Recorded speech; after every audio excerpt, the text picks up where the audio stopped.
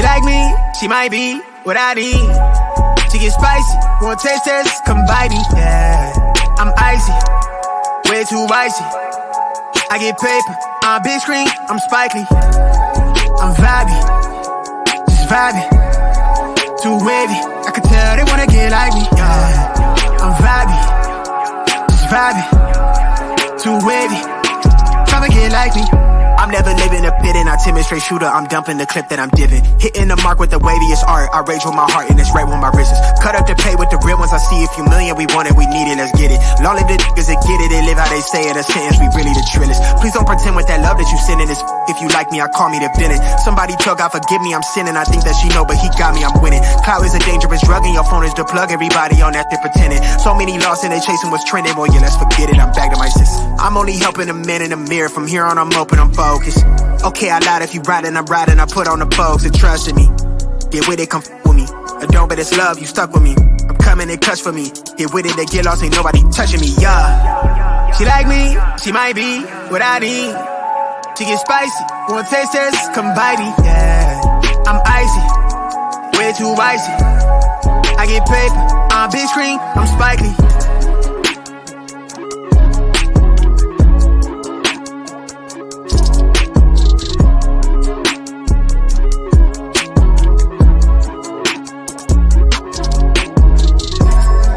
I'm vibey, just vibey, too wavy. And she ain't gon' get like me. I'm vibey, just vibey, too wavy. Come and get like me. She like me, she might be what I need. Too icy, way too icy. I get paid, a big screen, I'm Spike Lee. I'm vibey, just vibey. Too wavy, I can tell they wanna get like me. Yeah, I'm vibey, just vibey, too wavy. Come and get like me. Before you tell me that I've changed a lot, take a minute to consider a lot has changed me.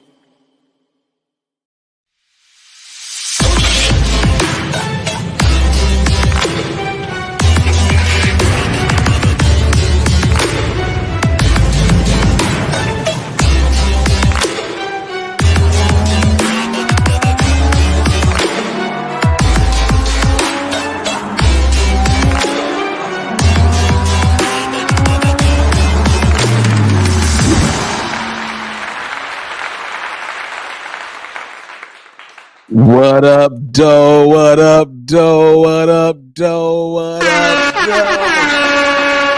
Yeah. Special announcement. Your boy is now a part of the YouTube Partner Program. Everybody put a what up, doe in the chat real quick. Everybody put a what up, doe in the chat real quick. I'm going to do it for you. I'm going to do it for you. What up, doe?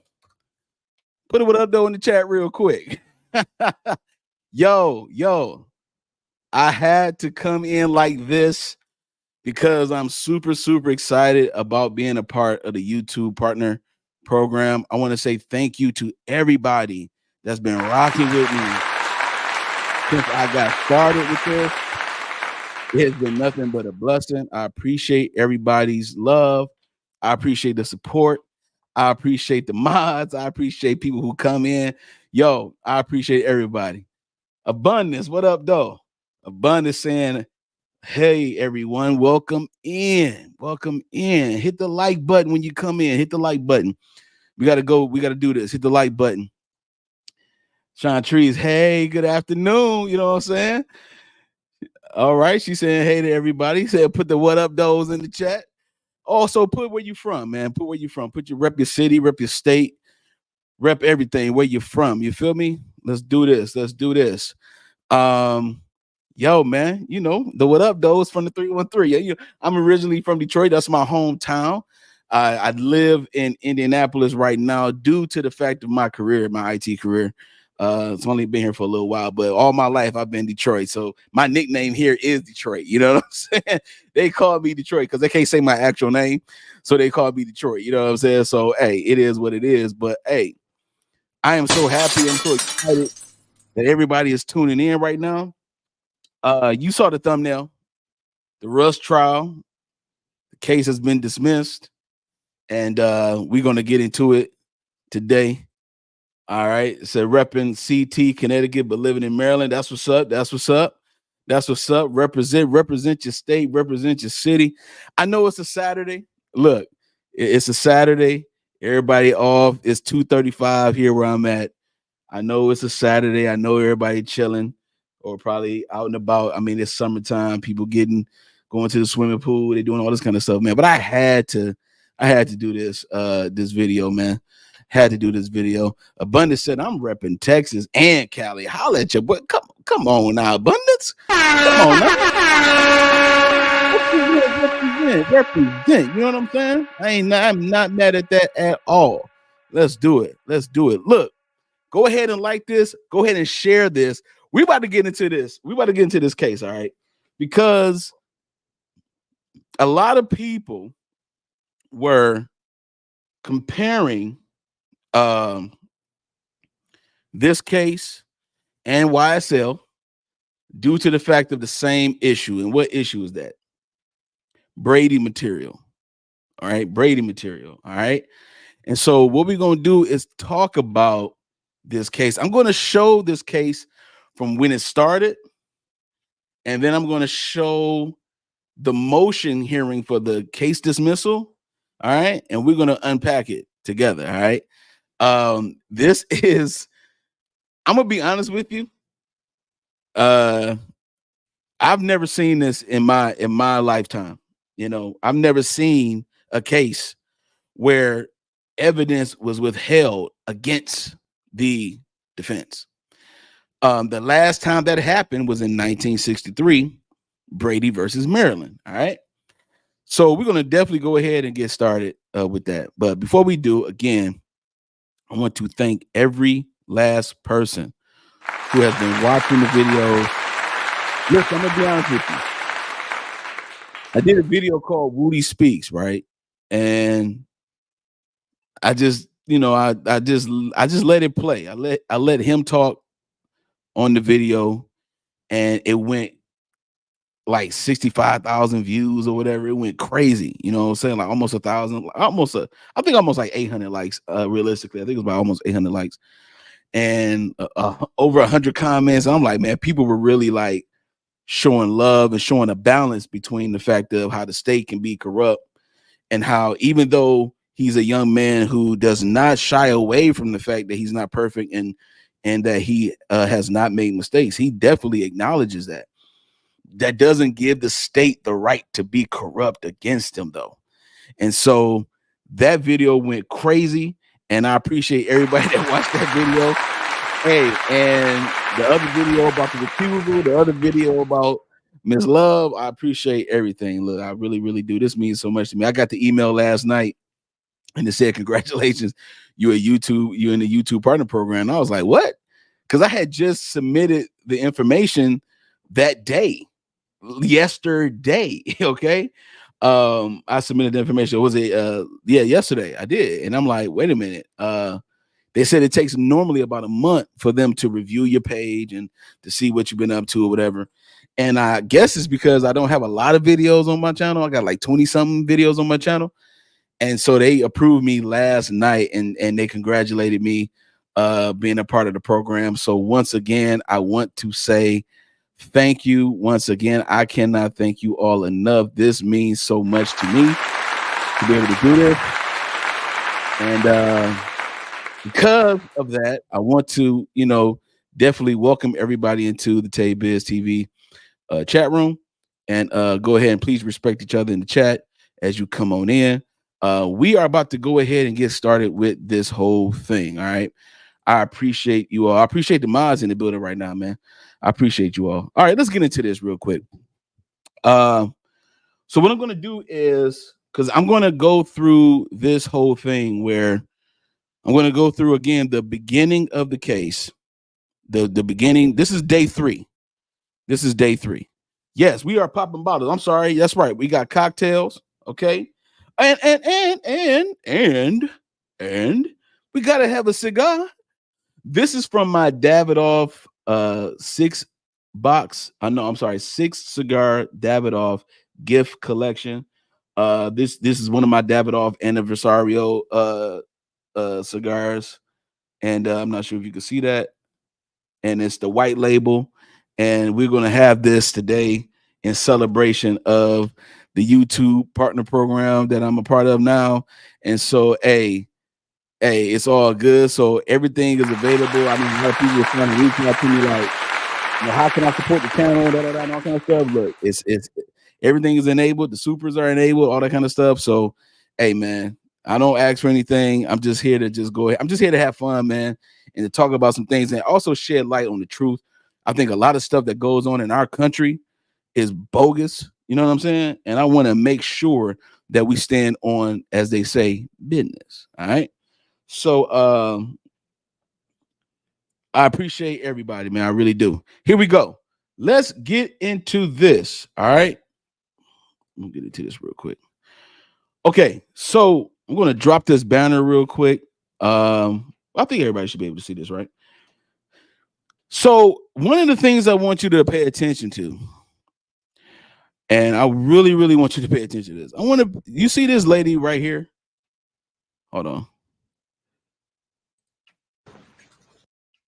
You see this lady right here? This is a lady. Her name is Alinda Ocampo Johnson, I believe. And she is the one that gave an opening statement. Okay. She gave an opening statement to this case on day one. Again, day one was Wednesday. All right. She gave an opening statement. I want you to pay close attention to this entire thing. All right. This is where the defense come across some information. They present it to the court. And then I want you to look at the proceedings there. This lady right here is the lead investigator of the case. She's the one that was supposed to collect all the evidence and all that kind of stuff. There's a crime scene technician that's going to testify. There is a police officer that's going to testify, but he has body cam footage. We're going to get into the body cam footage. His testimony, it doesn't matter. We're going to get into the body cam footage of him. And we're going to skip another testimony from the guy who actually provided the props. It was just generic. But then we're going to jump into the testimony of this lead investigator and the testimony of the lead prosecutor. Okay, this is about to go down, man. All right. I mean, everybody talked about it yesterday, but we're about to unpack the process, all right, of what happened. And so let's go ahead and look at it. And go ahead. Hey, everybody, hit the video, like the video, share the video. Yo. YouTube partner program. We're in the building right now. We celebrating. We're about to go ahead and unpack the Rush trial. Let's go ahead and get into this. Thank you all so much for your support. I appreciate you. Put a 1 in the chat if you can hear this. One thing that I just want to alert the court to, and I'm going to bring in a photograph that somebody sent to my office, and I'll come up to the lectern if that's okay. Yes, I would think you would argue at the lectern. Well, this is just a side issue that I've asked Mr. Nickus to address the court on the motion. Okay, this is fine. just a quick, and if it takes out of our time, it does. But I get many sort of inbound emails that I don't obviously read everyone or take everyone seriously. But I got one last night that indicated that the cameras are catching Miss Morrissey signaling witnesses while they're on the witness stand, and you know, I really. Did you look to see if that was true? I was sent a photograph that concerned me, and I felt obligated. And like I said to the court, I try to not make these issues. This is a high pressure case. I've been in many. There have been more issues in this case than I have ever seen in all of those cases combined. And so I'm sort of at a loss, but to bring it to the court's attention. So I've asked them to print me the photograph that was sent to me.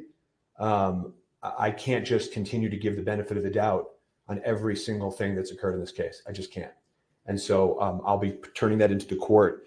And I would just say, you know, at every turn of this, right, it's from the original case. It was, you know, I understand and very much respect the court's rulings on everything, frankly. You know, the grand jury, you know, it survived, you know, and there's no remedy. I get that. And you know, they destroyed the gun and Cheers, everybody. Hearing, and there's no remedy, and I get that. And it's just at a certain point, and the Brady display.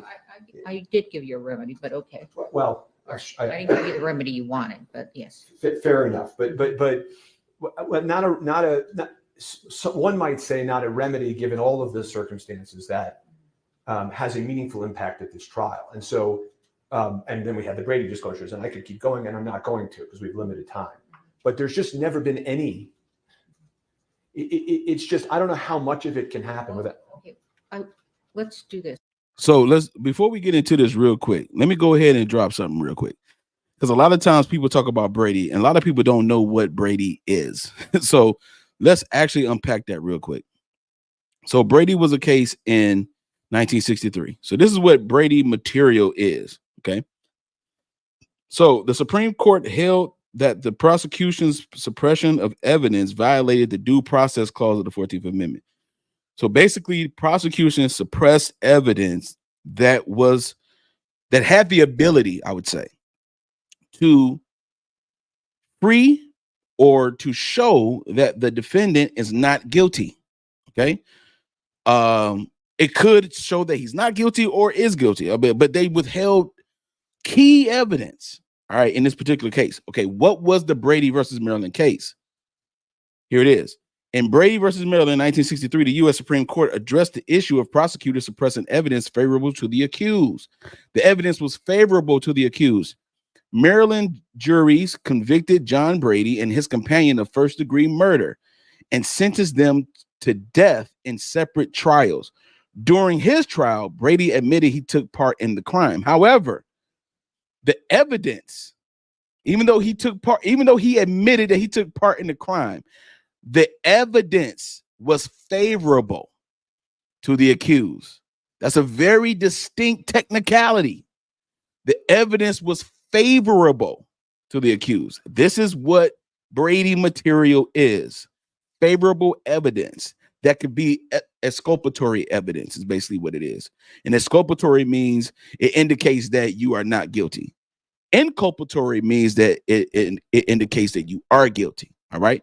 So I just want to go ahead and talk about, because when you hear words like Brady and Giglio and all that kind of stuff, it's these particular cases that they're referring to where the prosecution suppressed evidence that was favorable to the defense. I just wanted to say that real quick. All right, let's go. Where's the picture? I'm having somebody. Hope that helps. Okay. All right. I am aware of what you're saying, but look, first I have to see the picture. Okay. Now let's go to the arguments of this. Yes, sir. Okay.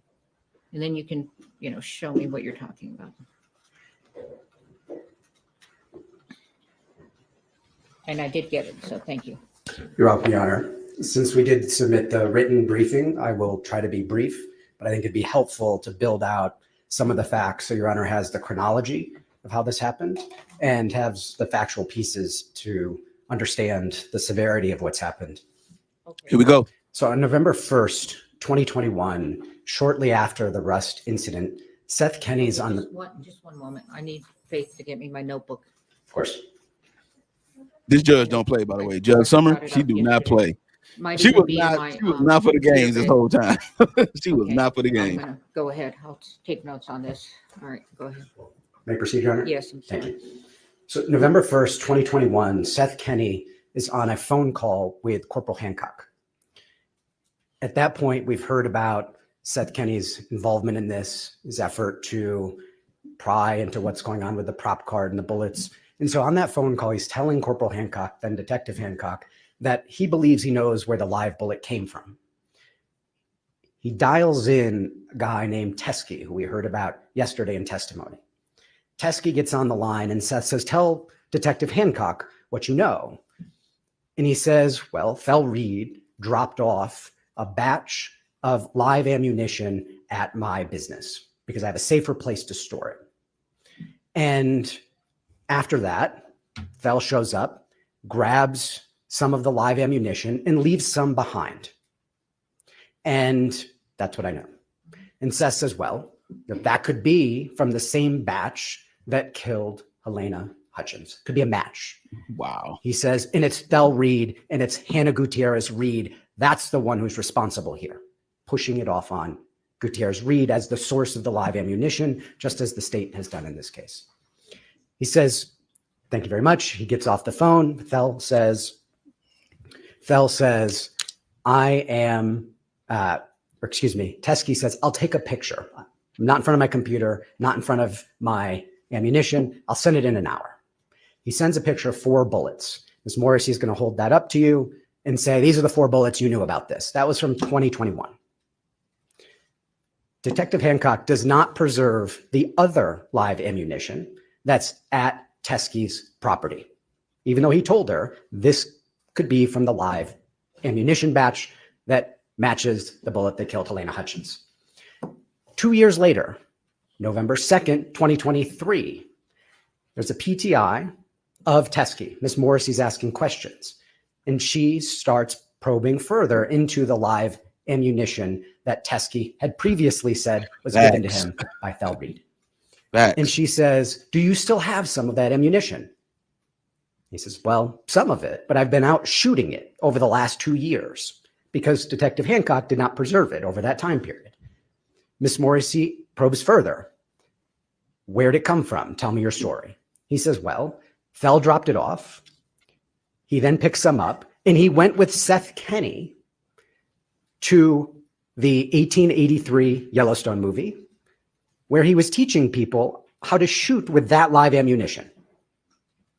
He then went to another movie with Seth Kenney, teaching people how to shoot with that live ammunition. And Seth Kenney then took a green ammo can with that live ammunition in it and brought it home with him.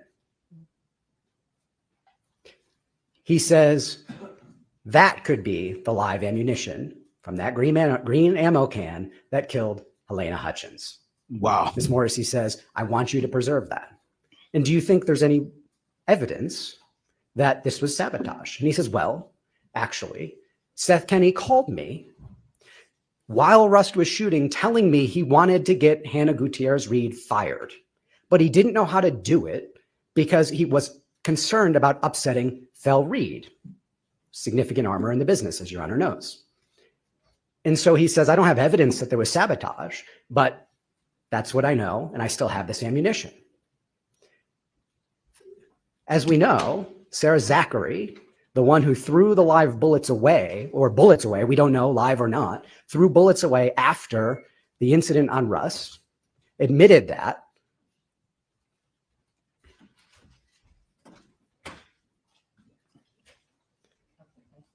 Was on set, texting with Seth Kenney, angry with Hannah, on the license, the ATF report for the Pieta that was involved in this accident.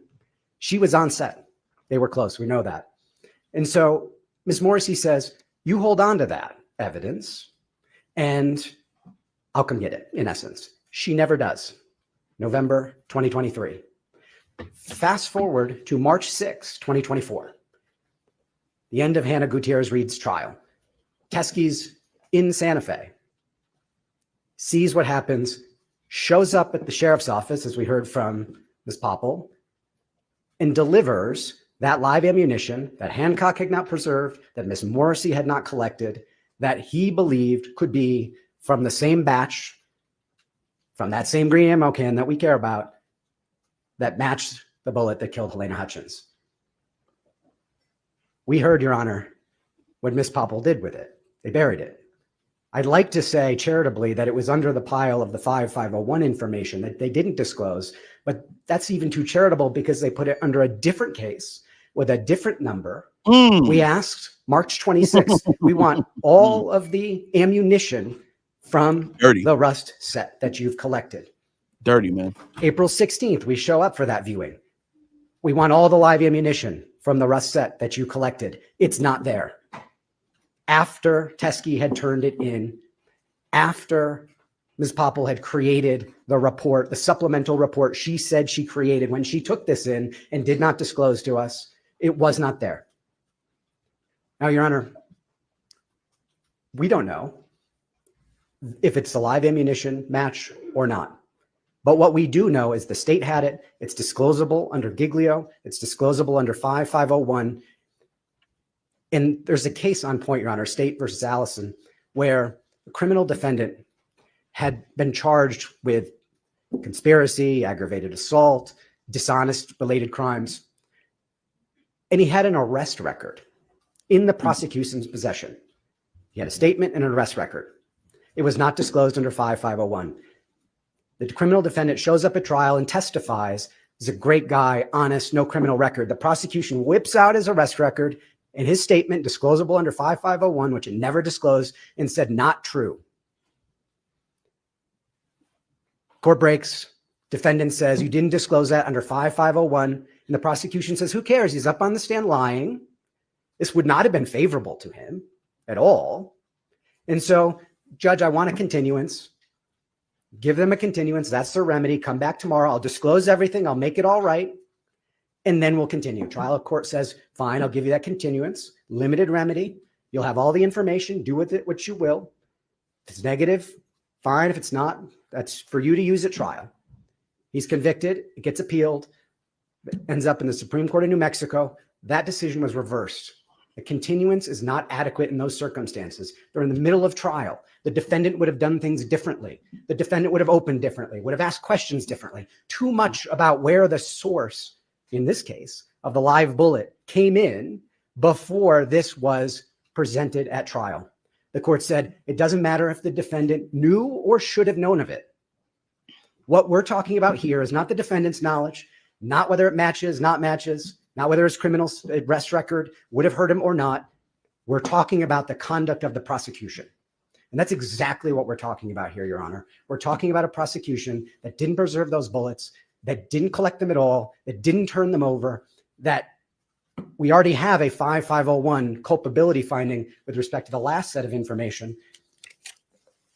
And Your Honor, the bottom line is we've got 5501 violation, culpability. We don't need to show bad faith. We've got a Brady violation. We've got a Giglio violation. Brady. Now, this is critical evidence in the case that was never disclosed to us. We heard Ms. Morrissey say, I'm going to have Detective Hancock come in and testify.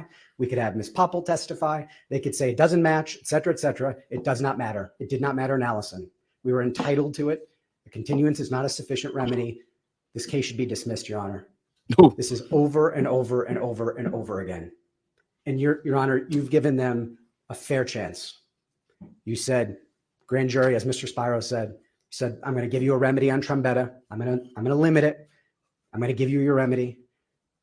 You've given them more than enough opportunities, Your Honor. This is not the first time. It's not the second time. It's not even the third time. Damn. It's time for this case to be dismissed, Your Honor. That's what Brady requires. That's what Giglio requires. That's what 5501 requires. As Your Honor knows, we've got remedies in the alternative, but this is the one that's right for this moment. Thank you, Your Honor. Thank you very much. Ms. Morrissey? This is the lead prosecutor, Your Honor.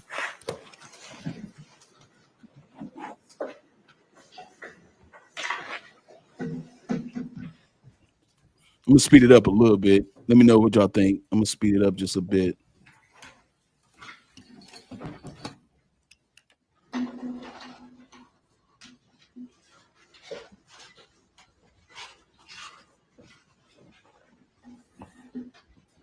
No violations of our obligation.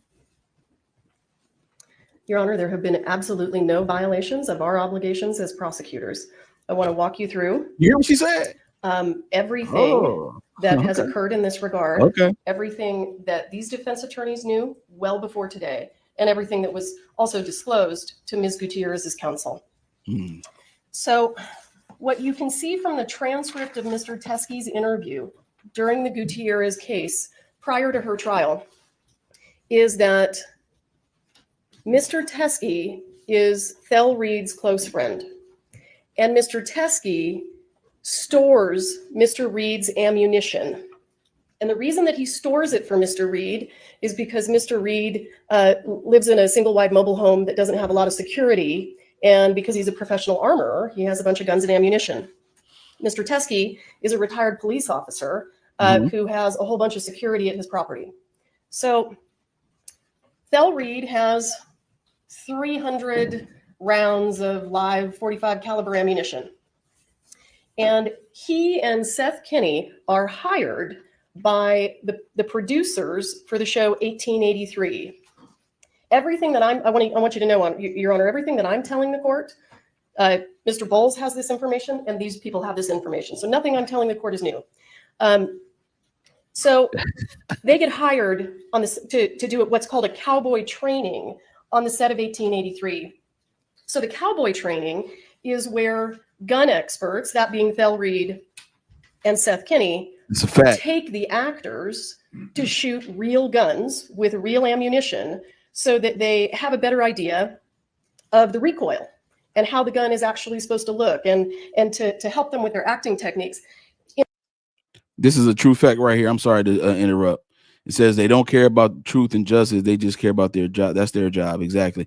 The thing about it is that all they care about is just making sure that they win cases, because a lot of these people have political aspirations that they don't want to tell the public about, but then you end up finding about as you continue to watch what they do in the cases that they choose. They choose particular cases like this for a reason, high profile and RICO cases and all that kind of stuff. It is a political agenda behind it. In fact, the fact that production companies do this was actually something that Mr. Baldwin pointed out to Detective Hancock during his interview. He himself has done this with a production company. So when they're through with the cowboy training camp in Texas, they've got some rounds left over. And Seth Kinney says, I'm going to take these. And Thel Reed lets him take them. So, and let me back up. When they originally went to the cowboy training camp in Texas, they didn't take all of Thel's ammunition. They took a certain amount of it, and Thel left some in Troy Teskey's garage. All of this ammunition came from the same place. This was all from basically the same batch of ammunition that Thel Reed had, that he got from a manufacturer, from an ammunition manufacturer in Kingman, Arizona, named Joe Swanson. So they take 300 of his rounds. They go do the cowboy training camp. Seth Kinney then takes the leftover rounds back to PDQ. So then what happens is Mr. Bowles begins to tell Detective Hancock, hey, you need to go execute a search warrant at PDQ because there's this green ammo can that Seth Kinney took after the 1883 training camp. Hancock, to her credit, takes Mr. Bowles at his word. She gets a search warrant. She goes to PDQ. What Mr. Bowles said would be there was there, and you've seen pictures of it. There's a green ammo can, says 1883 live ammunition. They take it. They send it to the FBI for testing. Not only does it not look like the live rounds from Rust, but it has a different chemical composition. So at that point in time, Hancock has kind of realized, I think, that she's being led down this path by Mr. Bowles that's coming from Thel Reed. Thel Reed is trying to slough everything off on Seth Kinney. So I want to show you when Seth Kinney is with Detective Hancock, what Mr. Nickus was referring to. He reaches out to Teskey because he's there with Hancock, and he says, hey, send me a photo of the live rounds that you have left over, because I'm giving her the live rounds from my green can. I think he just gave her some of them. They hadn't executed the search warrant at that point in time. Teskey says, okay. And he sends to Seth Kinney, you can see November 1st, he sends him that photograph of the live rounds that are in his possession. When you look at that photograph, and I'll blow it up for you, you can tell these are not similar to the live rounds that were found on the set of Rust. Detective Hancock gets this information from Mr. Kinney. Ultimately, though, still goes ahead and executes her search warrant as she should. Hey, I'm sorry to interrupt. Put a one in the chat if she just looked like the type of person that just lie on you. Like she just looked like she ain't shit. And I'm sorry to cuss on a Saturday. I am. I'm trying not to cuss. I've been doing good, but I gotta say it the way I gotta say it. She looked like she ain't shit, bro. She looked like she will frame your ass to the white meat. Okay. I wouldn't trust a word that came out this woman's mouth. I'm telling you, just look at the countenance of this woman. She has a corruption spirit on her. The countenance is ridiculous.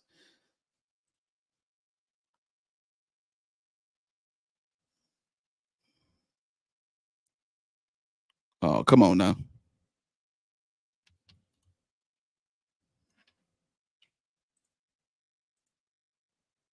Hold on, y'all.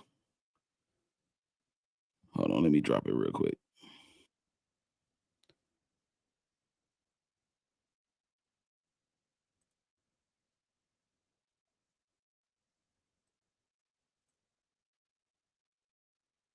Sorry about this, y'all. That the ammunition was sourced originally from Thelreed.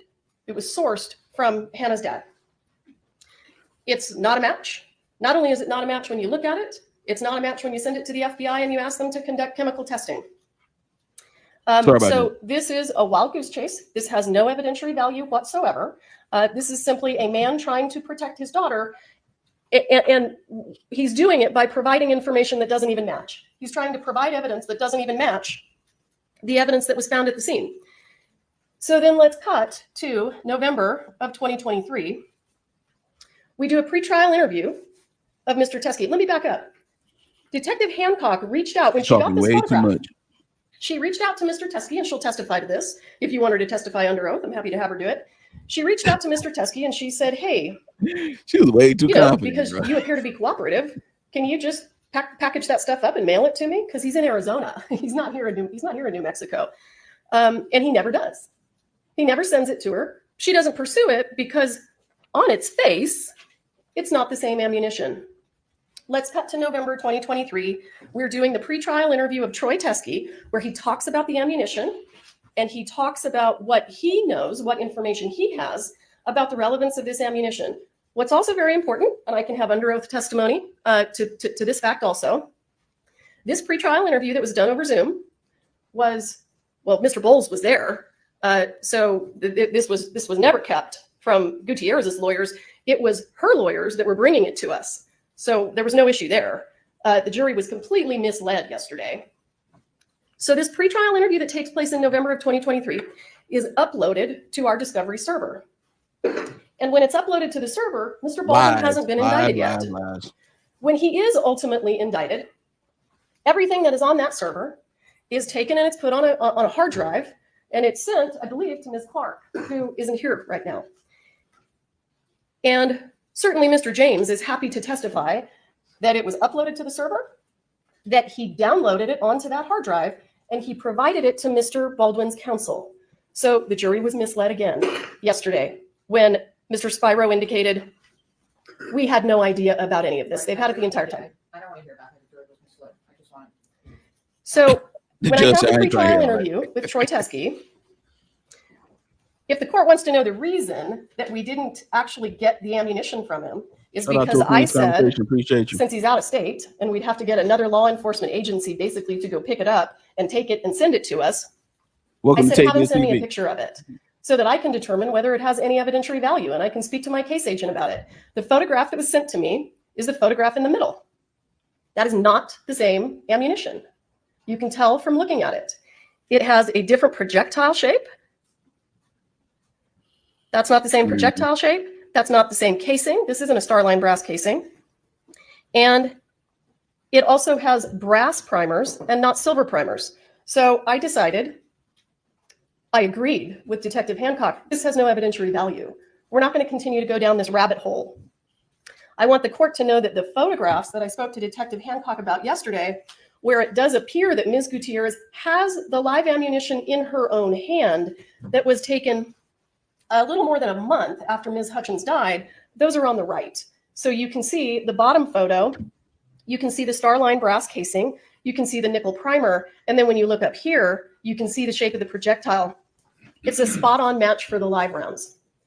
There is absolutely nothing about the ammunition that Troy Teskey had that has any evidentiary value in the Gutierrez case. It has no evidentiary value in the Baldwin case. This feels like asking us to go to every sporting goods store, collect all of their .45 caliber ammunition, and send it off for testing. We're not required to do that. It simply doesn't have any evidentiary value, and the defense was aware of it. If the court, let me check my notes real quick.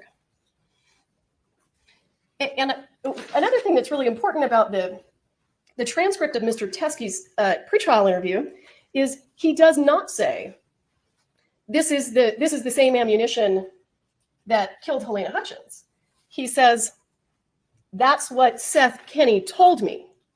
well, we've interviewed Seth Kenney countless times, and he's testified before your honor, and that is not what he says. He does not support that. So Mr. Teskey indicated during his pretrial interview that he had no personal knowledge of whether or not this ammunition had anything to do with what was happening on the set of Rust. That all came from Seth. We investigated Seth. We talked to Seth.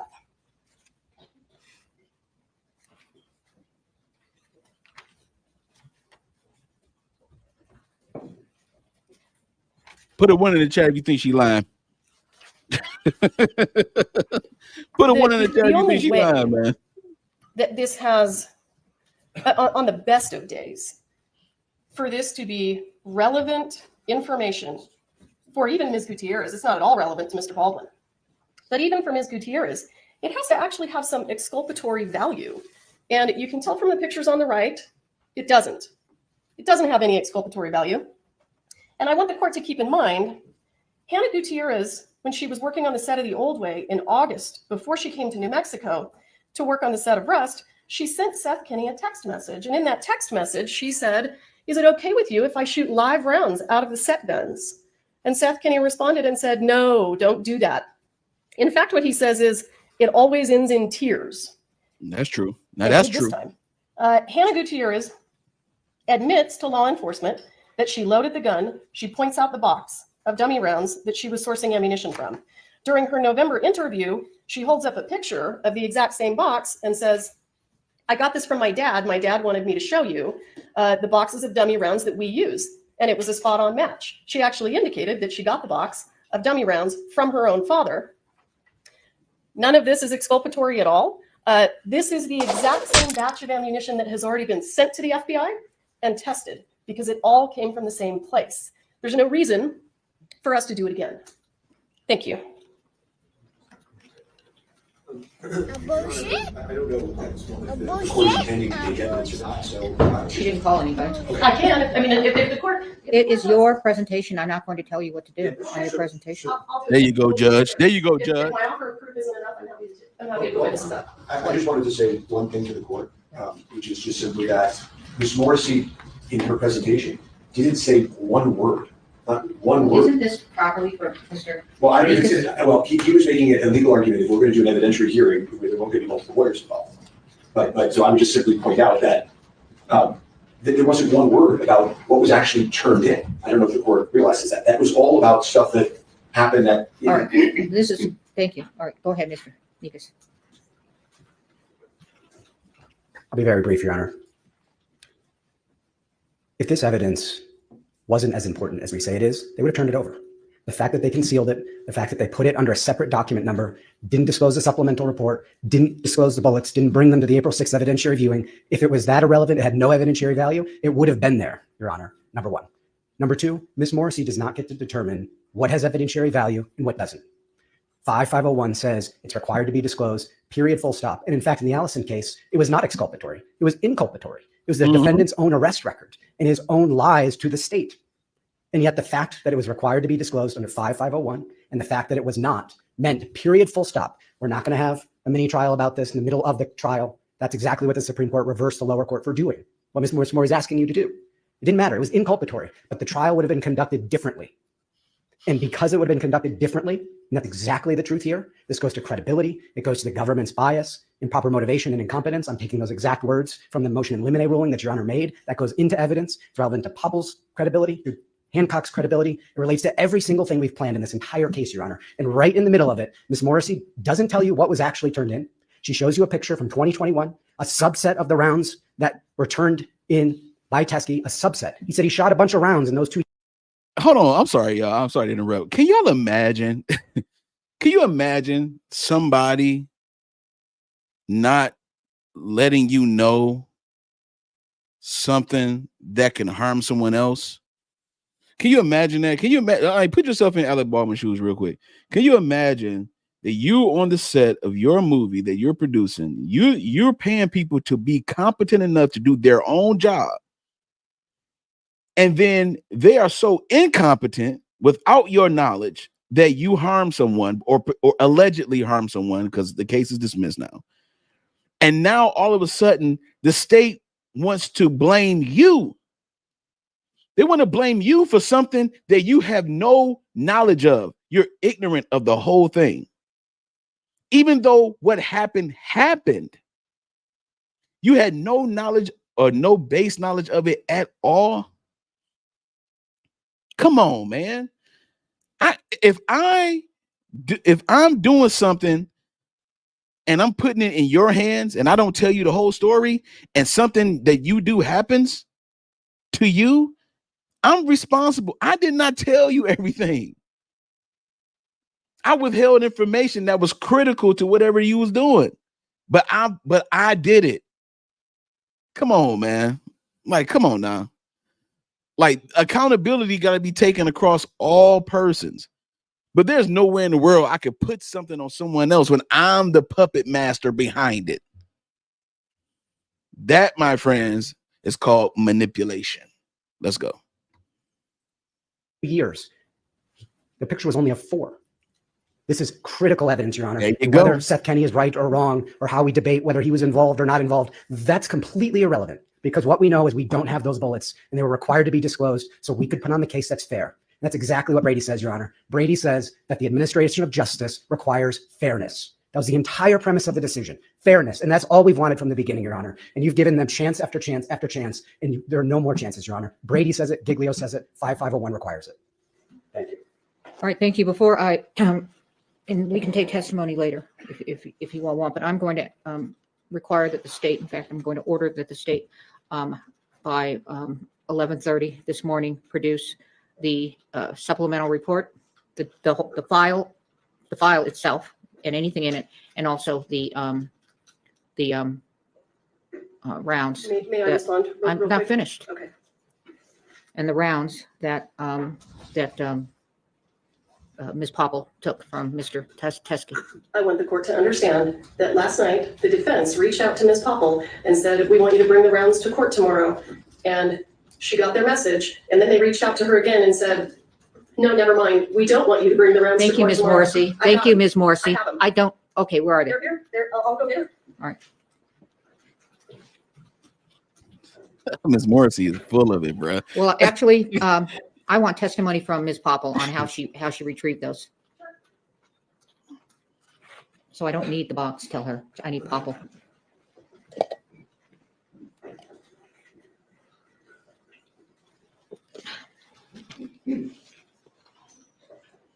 Right. Abundance said, girl, stop it. Stop it. She said, stop. Ain't this something? Look at this. Now she want to clean it up. Now she want to clean it up. The judge is not for the game. I told you, this judge right here, Judge Sommer, is not for the games. You understand what I'm saying to you? You cannot pull a fast one on her.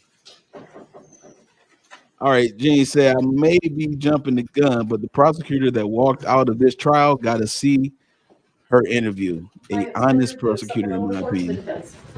Please raise your right hand. You swear affirm under penalty of law that the testimony you'll give will be the truth, the whole truth, and nothing but. Yo, Jean, are you talking about the special prosecutor, Elinda Johnson, or Elinda Ocampo Johnson, who actually removed herself during lunch break? You talking about that lawyer? Because this lawyer with the glasses is full of it. I think you're talking about her. Because listen, we got you did jump the gun a little bit, but I like that. I like that. That lets me know you on point. That lets me know you on point. Yeah, you on point. You on point. You good. You good. You good, Gene. I appreciate you. I appreciate you. You good. I got you. I got you. Let's go. Let's go. Yes. Biz Nation in the building. Let's go. Hashtag Biz Nation real quick. If you can, hashtag Biz Nation real quick, yo. In the chat. Let's go.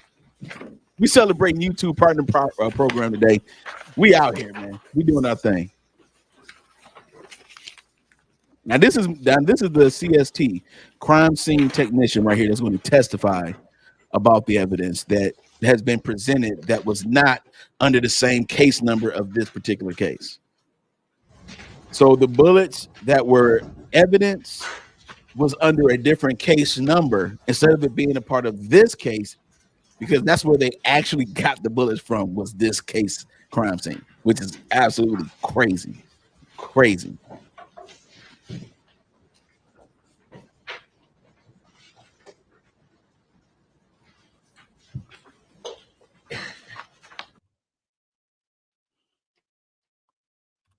see if it'll go.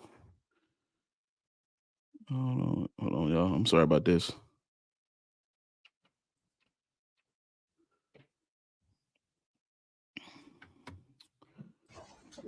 Okay, here we go. Where is this box of evidence? In the other room.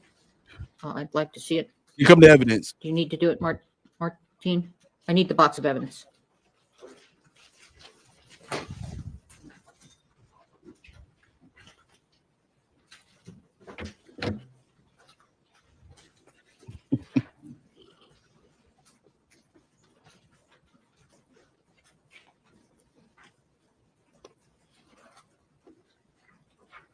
Facts.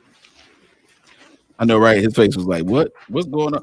I don't even think Alec Baldwin knew what was going on right here at this point. Hashtag. Everybody put Biz Nation in the chat real quick.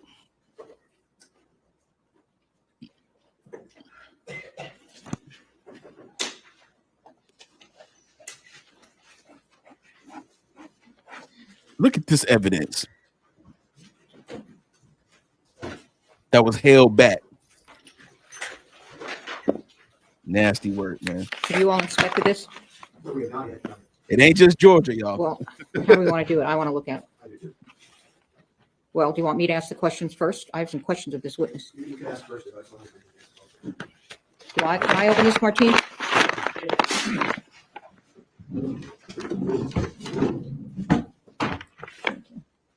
Anywhere? Not in the middle. Appreciate you all. Appreciate you all. Oh. Anywhere's fine. Maybe you need gloves too. Do you have gloves?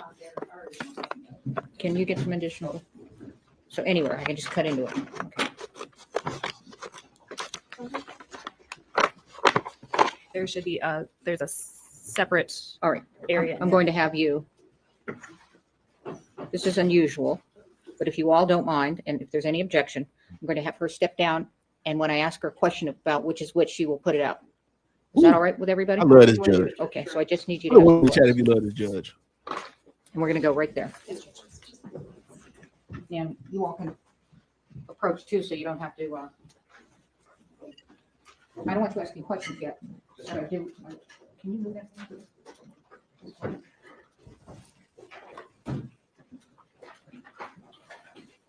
All right, please pull out the 3 Starline brass 45 Colt. Just put color. You need the recording? You have yours. I have yours.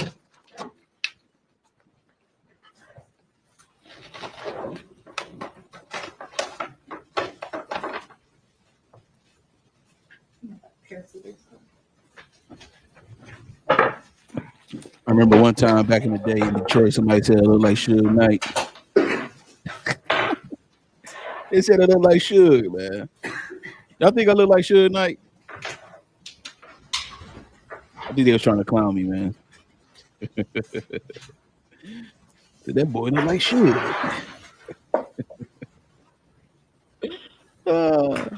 Let's do the 2 DHA 45 Colt. We're still in color copy.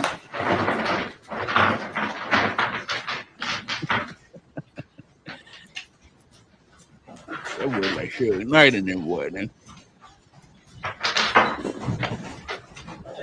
Take your time. Well, abundance, dog. That boy look like Suge, boy.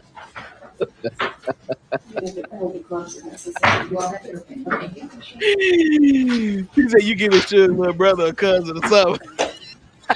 Little baby Suge. I'm a little baby Suge, is what it is. Dang. Definitely do not look like Suge. I don't know. Now I think a little bit though. I might have to agree. I might be giving a little brother though. 2 DHA 45 Colt with silver and color primer. Yes, Judge.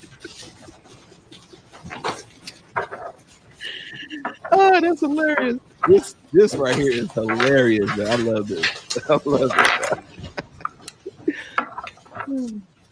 it. So this is the evidence that was held back. And the evidence was under a different case number. The judge is going through all of this, man. Hey, put a 1 in the chat if you like the judge. 45 Colt with brass and color primer.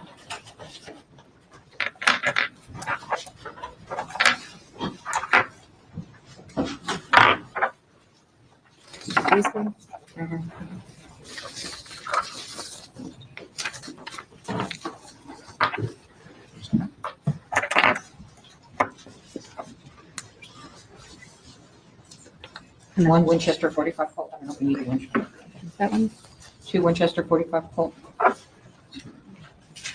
it's silver primer with brass primer, silver casing. Okay, got that. Okay, 1 SIG 45 Colt.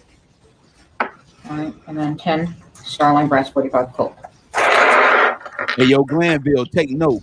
All right, so do we have the microphone close by? Can you pick this up? Are you picking it up? My question. We've got one here. All right, so point out to me, let me ask you this. Did Ziegler tested the rounds in the Hannah Gutierrez case, correct? Yes. He didn't test any further rounds after the Hannah Gutierrez case? No. Okay. In the Hannah Gutierrez case, can you point out what types he did test from here? I'm uncertain what types he tested. This is a witness testifying, Ms. Morrissey. Please stop. We sent all of the. All right, let me ask it a different way. Do you recognize any of these types of bullets to have been gathered on the Hannah Gutierrez on the rust set? The Starline Brass with silver primer are similar to what was collected on set. And everything that was collected on set went to Ziegler? Yes. All right, thank you. I don't have any further questions, but I'll send them out. I don't know if you want to be there. Yo. If you can take the witness chair.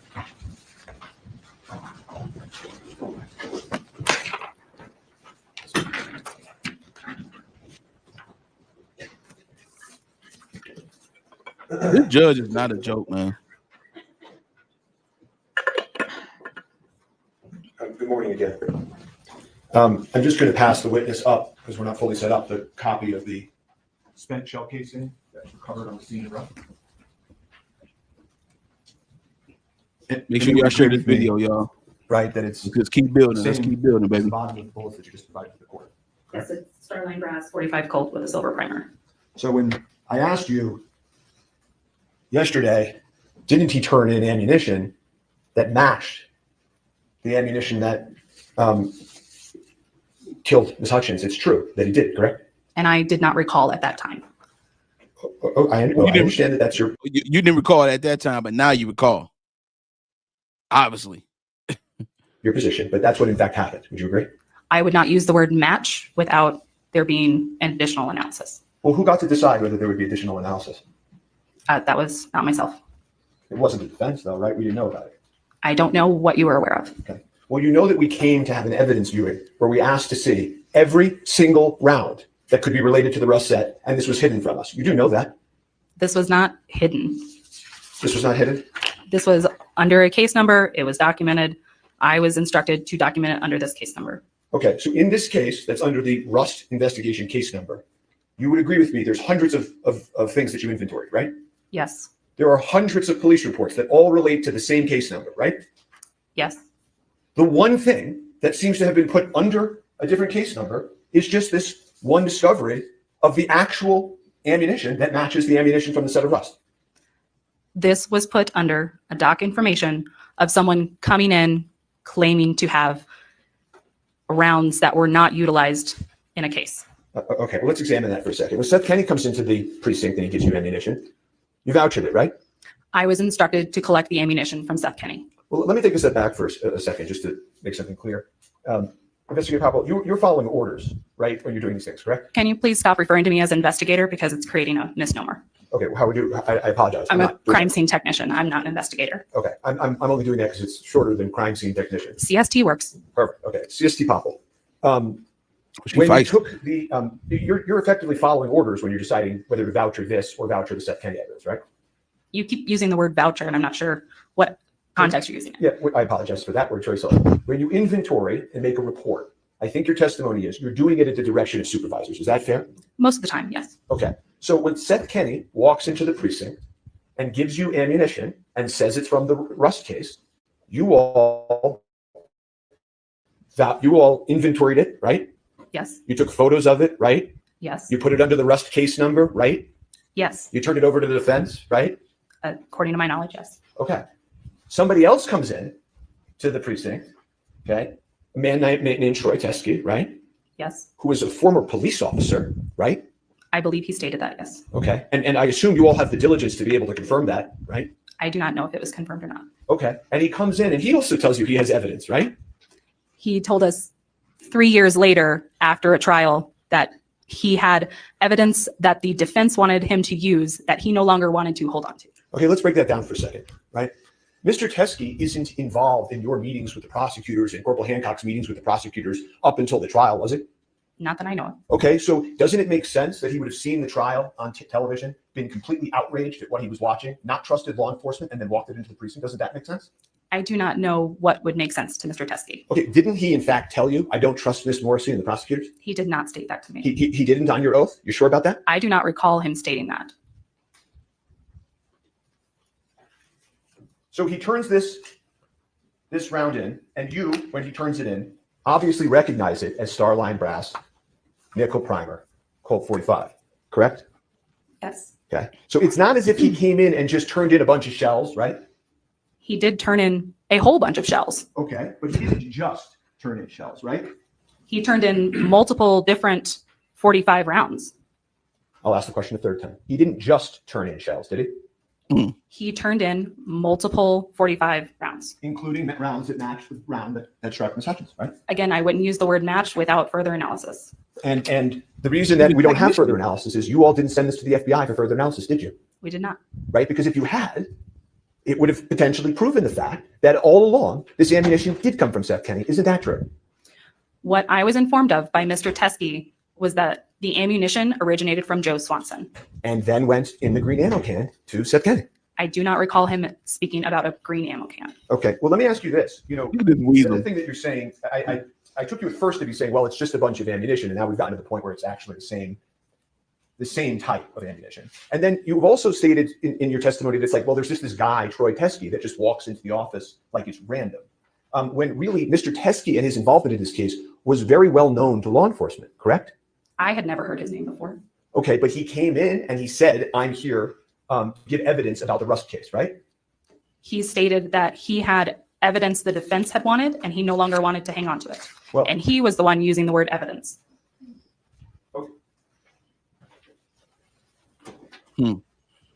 you said to him when you met him her at the demeanor, first floor of man. the It is precinct, crazy. you were called because you were the She was evidence, that the person in charge of the man. evidence, the CST, right? Yes. Okay. And he said, thank goodness it's you. You're the perfect person to take this because you know all about the Rust case. And you said, I know all about the Rust case, right? I don't recall that. Do you deny that? No. Okay. And then he said, to you, He said, I got this, bro. Don't worry about it. this ammunition was in Seth Kenney's possession. And you said, I'm good, Seth bro. I Kenney's got this. Dog. Don't law worry about enforcement it. is well aware of Mr. Kenney, right? I don't recall that.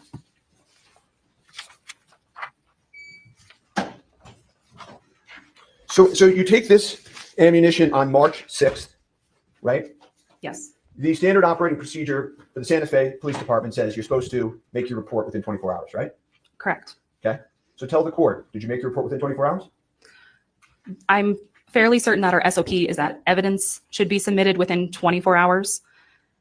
I'm not certain on when the reports are supposed to be submitted. I don't Do you want to recall. take your answer back? Yes, I Lou do. Woody? I apologize. Yes. Lou Woody? I don't recall. Well, we can enter that SOP into evidence. In this case, many times, there are police reports that are done the same day that the incident occurs. Can you agree with that? Yes. Okay. How much longer after this revelation did you do your report?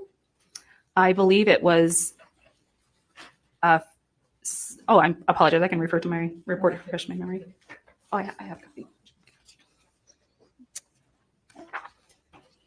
I believe it was the following month that the report was made. Yeah, it was approximately a month later, right? Yes. Okay. What happened during that month? CSD Pop. To be fairly honest, I went out of town to visit my dying mother. Okay. I'm sorry about that. I'm sorry to hear that. Were you out of town that entire month? I don't believe it was the entire month, no. Okay. Who was involved in the word choice in this report? Myself? You didn't have any input? Because this doesn't look like the same language you use in the other reports. Well, on a normal basis, I don't have conversations with people involved in cases. Uh-huh. But there was also other officers there that were aware of this. Corporal Hancock was aware of this, correct?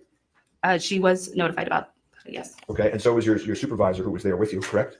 Yes. So you're not telling me and this court that you had no input at all in the drafting of this document, are you? It was reviewed by my supervisor. I don't believe any corrections were made to it or requested by him. You know, it's just, there's a funny sentence in it. It says, and it's a sentence I've never seen in a police report. You tell me if you've ever seen this in a police report in your entire career. It says, it should be noted that this is not actual evidence from the death investigation collected by SO detectives. You are not reading my section of the report. You're reading what was written by Lieutenant Brian Brandel. I was going to say, it doesn't look like you're writing. So the lieutenant writes in, thank you for clarifying that. I just got this report, as you know, right? The lieutenant writes in, it should be noted that this is not actual evidence from the death investigation collected by SFSO detectives. Did I read that right? I believe so, yes.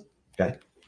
In your career, going back to when you were at CST in Florida, all the way through the present, have you ever seen such a sentence in a police report in your entire career? Not that exact sentence, no. Yeah, me neither.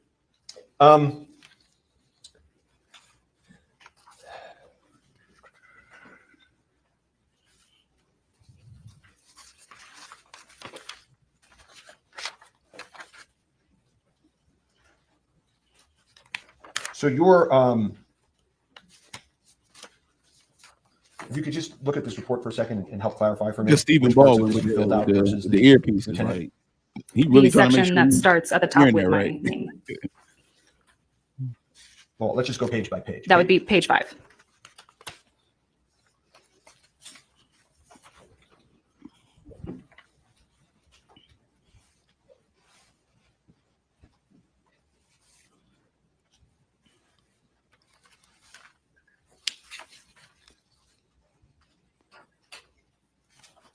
After this occurred, did this cause you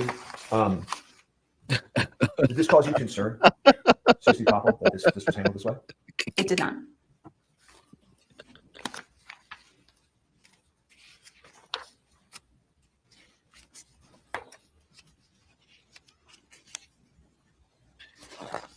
And as I asked you man, yesterday, Chad you is actually crazy, said man. when you He were do meeting look with crazy Mr. though. I ain't gonna lie. this is the ammunition that we've been looking for from the Russet, didn't you? I don't recall stating that. But you're not denying that. I'm not denying that. So I don't know whether the most critical evidence in this case is the gun that was sent off to be destroyed or the round that killed Miss Hutchins. It probably is the round that killed Miss Hutchins. Would you agree with that, that those are probably the two most important pieces of evidence in this entire case? I'm sorry. Can you please restate your Sure. long question? Sure. Would you agree with me that Not the that two long. most critical items in this case from an evidentiary She's salty. perspective were probably the firearm in question and the live ammunition that struck Miss Hutchins, right? I would say the firearm and the live ammunition from the set. Okay. And so the firearm, which we've had hearings, discussions about, was ultimately broken beyond repair by law enforcement, right? Was broken by the FBI lab. Okay. And the report that was issued by the experts for the prosecution about that firearm and whether or not it had been modified before was buried also by the prosecutors, correct? I do not know about that report. Okay. And then we can turn to this second most critical piece of evidence in this case. And this was also buried by law enforcement, correct? No. No, it wasn't. Okay. Were you in the precinct when the evidence viewing occurred with the defense? I think you said yesterday that your partner or your colleague dealt with the evidence viewing. Yes, my colleague and Detective Hancock, I believe, were there. But you didn't, nobody asked you to take this voucher sealed evidence out and show it to the defense, correct? When the request was made, I believe they couldn't quite narrow down everything that they wanted to view. There was quite a bit. Oh, so this was a narrowing down issue? The reason that this wasn't shown to the defense is a narrowing down issue? No, I'm stating that they couldn't quite tell me in detail what they wanted to see.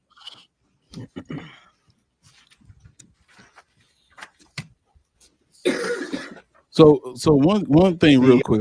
I want us to understand what we're looking at here. The jury is not there. Okay? The jury is not there. We have now transitioned into the motion hearing for the case dismissal. So the jury is not present at this moment. So they have no idea that this is actually happening at this time. Okay? So I want you to keep that in mind because it's important, because it would have caused, again, the case was dismissed by prejudice. So this is the reason why the jury could not be there in the first place when it came to this motion. And notice how the judge immediately reviewed the case dismissal motion. She didn't deny it. and say it was going to go to the appellate court, like your boy Pituitary Glanville. She's saying, okay, well, since we got a motion to dismiss the case, and we have evidence that we have bullets that were collected under a different case number, it causes a lot of suspicion. So what I'm going to do is, as a judge and be the referee, I'm going to try to make this as fair as possible by bringing in all the evidence, even the evidence that was withheld that's on that table right now. So keep that in mind. The jury is not there.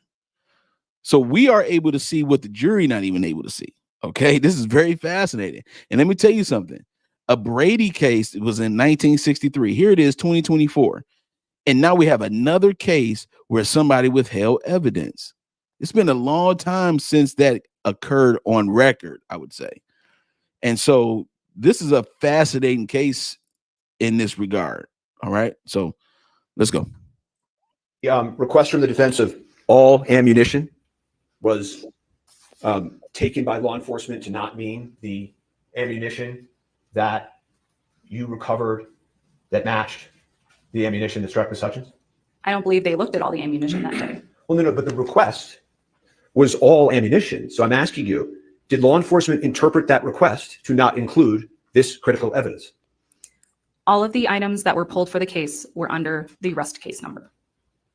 Which was a perfect plan.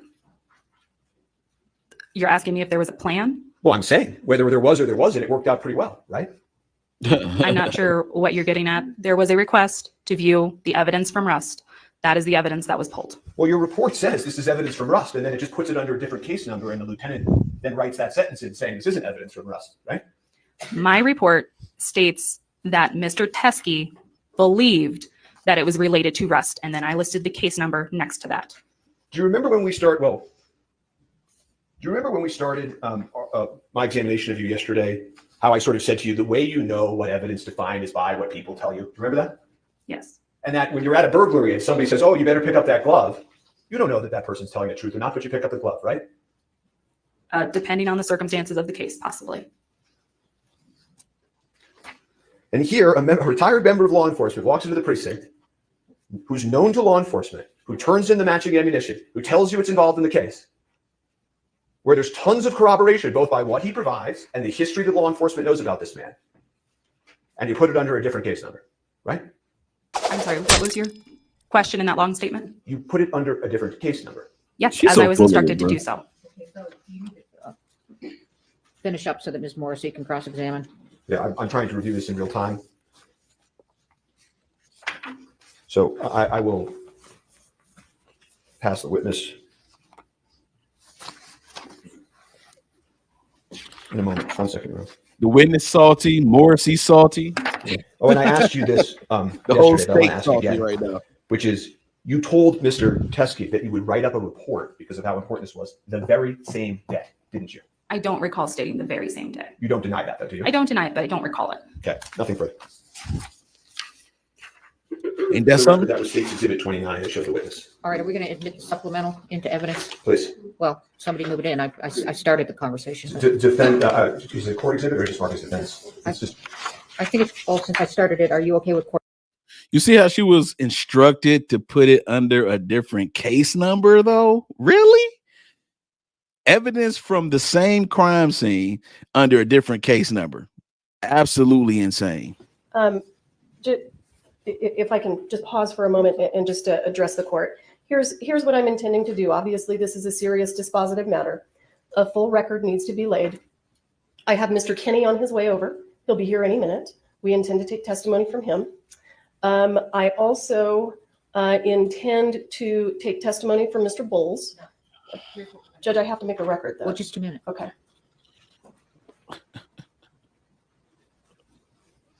The issue is the disclosure. I Okay. understand. All right. So That's why I want to call these people. It goes to the heart of the disclosure. So all I'm asking the court for. well, we don't have time for this. So what I'm going to do, for example, like with Hancock, I'm going to have her get up on the stand and continue testifying about the case. And then this portion, just like you did with Popple yesterday, we will ask. You can call move Seth Kenny up, you can move Seth Kenny up, but he's going to do all of his testimony if you're going to do that. So here's the only thing I'm trying to do, and I don't mean to be frustrating. The only thing I'm trying to do Yeah, you do. is make sure that if this court grants this motion to dismiss, that I have made a full record, and I am entitled to do that. So I am getting my witnesses over here so that I can make a full record on this issue. Well, what's interesting to me, to be quite honest, is that yesterday you didn't even want to do a written reply. You wanted to just give a oral I never response. saw these. I've never seen these, and I never saw the report. I have absolutely never seen these until this morning. All right. I've never seen the report until So this ask morning. questions of this witness, and then you can line up the witnesses. And I can't wait to show y'all the rest of this. This is y'all about to be tripping. Ms. Popple, I just presented to the court that I've never seen these until this morning. Do you agree with that? Yes, You've never shown me these, or I've never come in to see them. Is that right? correct. Have you ever provided me that doc report? No, I have not. Okay. So do you know who Troy Teskey is? No, I do not. I think we took some testimony from you yesterday that he is the friend of Thelreed. I believe that was stated, but I did not know that information. Okay, so let me ask it this way. If Troy Teskey, who provided this ammunition, is a friend of Hannah Gutierrez's dad, and if these bullets, She touched him without gloves. Touching those with her bare hands. they rolled around for 3 years. Okay. If these bullets This chick is crazy. match the ones that were on the set of Rust, is that evidence, additional evidence, that Hannah Gutierrez provided the live ammunition to the set of Rust? Yes, And has she been convicted for that? yes, Is this evidence that Seth Kinney provided live ammunition to the set of Rust? no. Clearly it is, though. So let me ask you, Ms. Popple, if you buried it, how did the defense attorneys know to cross-examine you on it yesterday? I do not know. Do you have any idea when the defense attorneys learned about this ammunition? No, I do not. Do you know who they learned it from? No. Those are some important inquiries. Those are all the questions I have for Ms. Popple, but we'd like to take additional testimony. I thought I had one more question.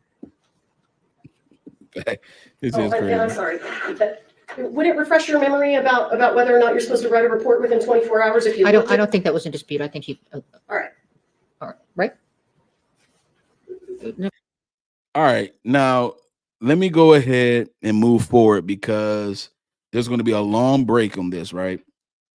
I think that lunch break was like 2 hours. Okay. So let me go ahead and go forward a little bit here. I got some time. I got the timestamps, y'all. I don't want to,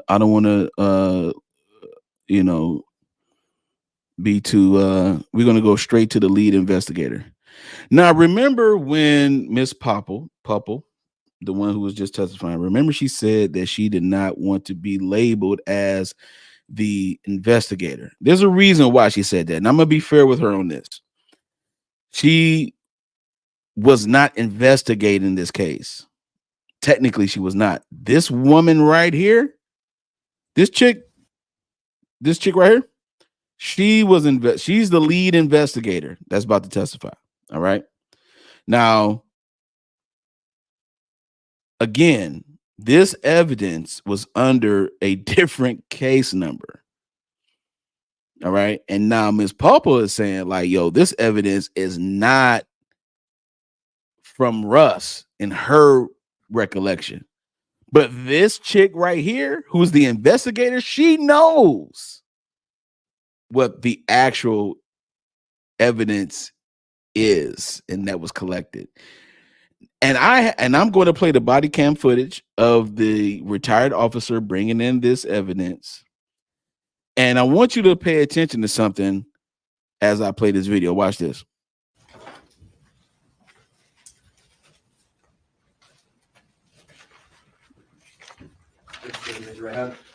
You swear affirm under penalty of law that the testimony you'll give in this case will be the truth, the whole truth, and nothing but the truth? Yes, sir. Thank you.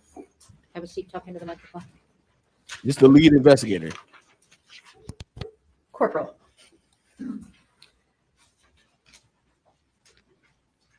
On November 1st of 2021, You'll see. you have a You'll meeting see. with Watch. Seth Kinney? You'll see. Yes. And what was the purpose of that meeting? I don't know the entirety of the purpose of it, but I think it was something to do with ammunition for Rust. And were you provided, or did Mr. Kinney share with you a photograph of ammunition? Yes.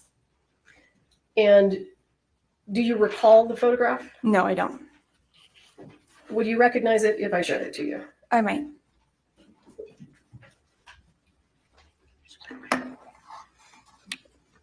Remember, this lead prosecutor is trying to dismiss the fact or overturn the idea of dismissing this case. So she's trying to do all she can to Does get that look this familiar? case not dismissed. Not entirely, no. Okay, let me show you something else.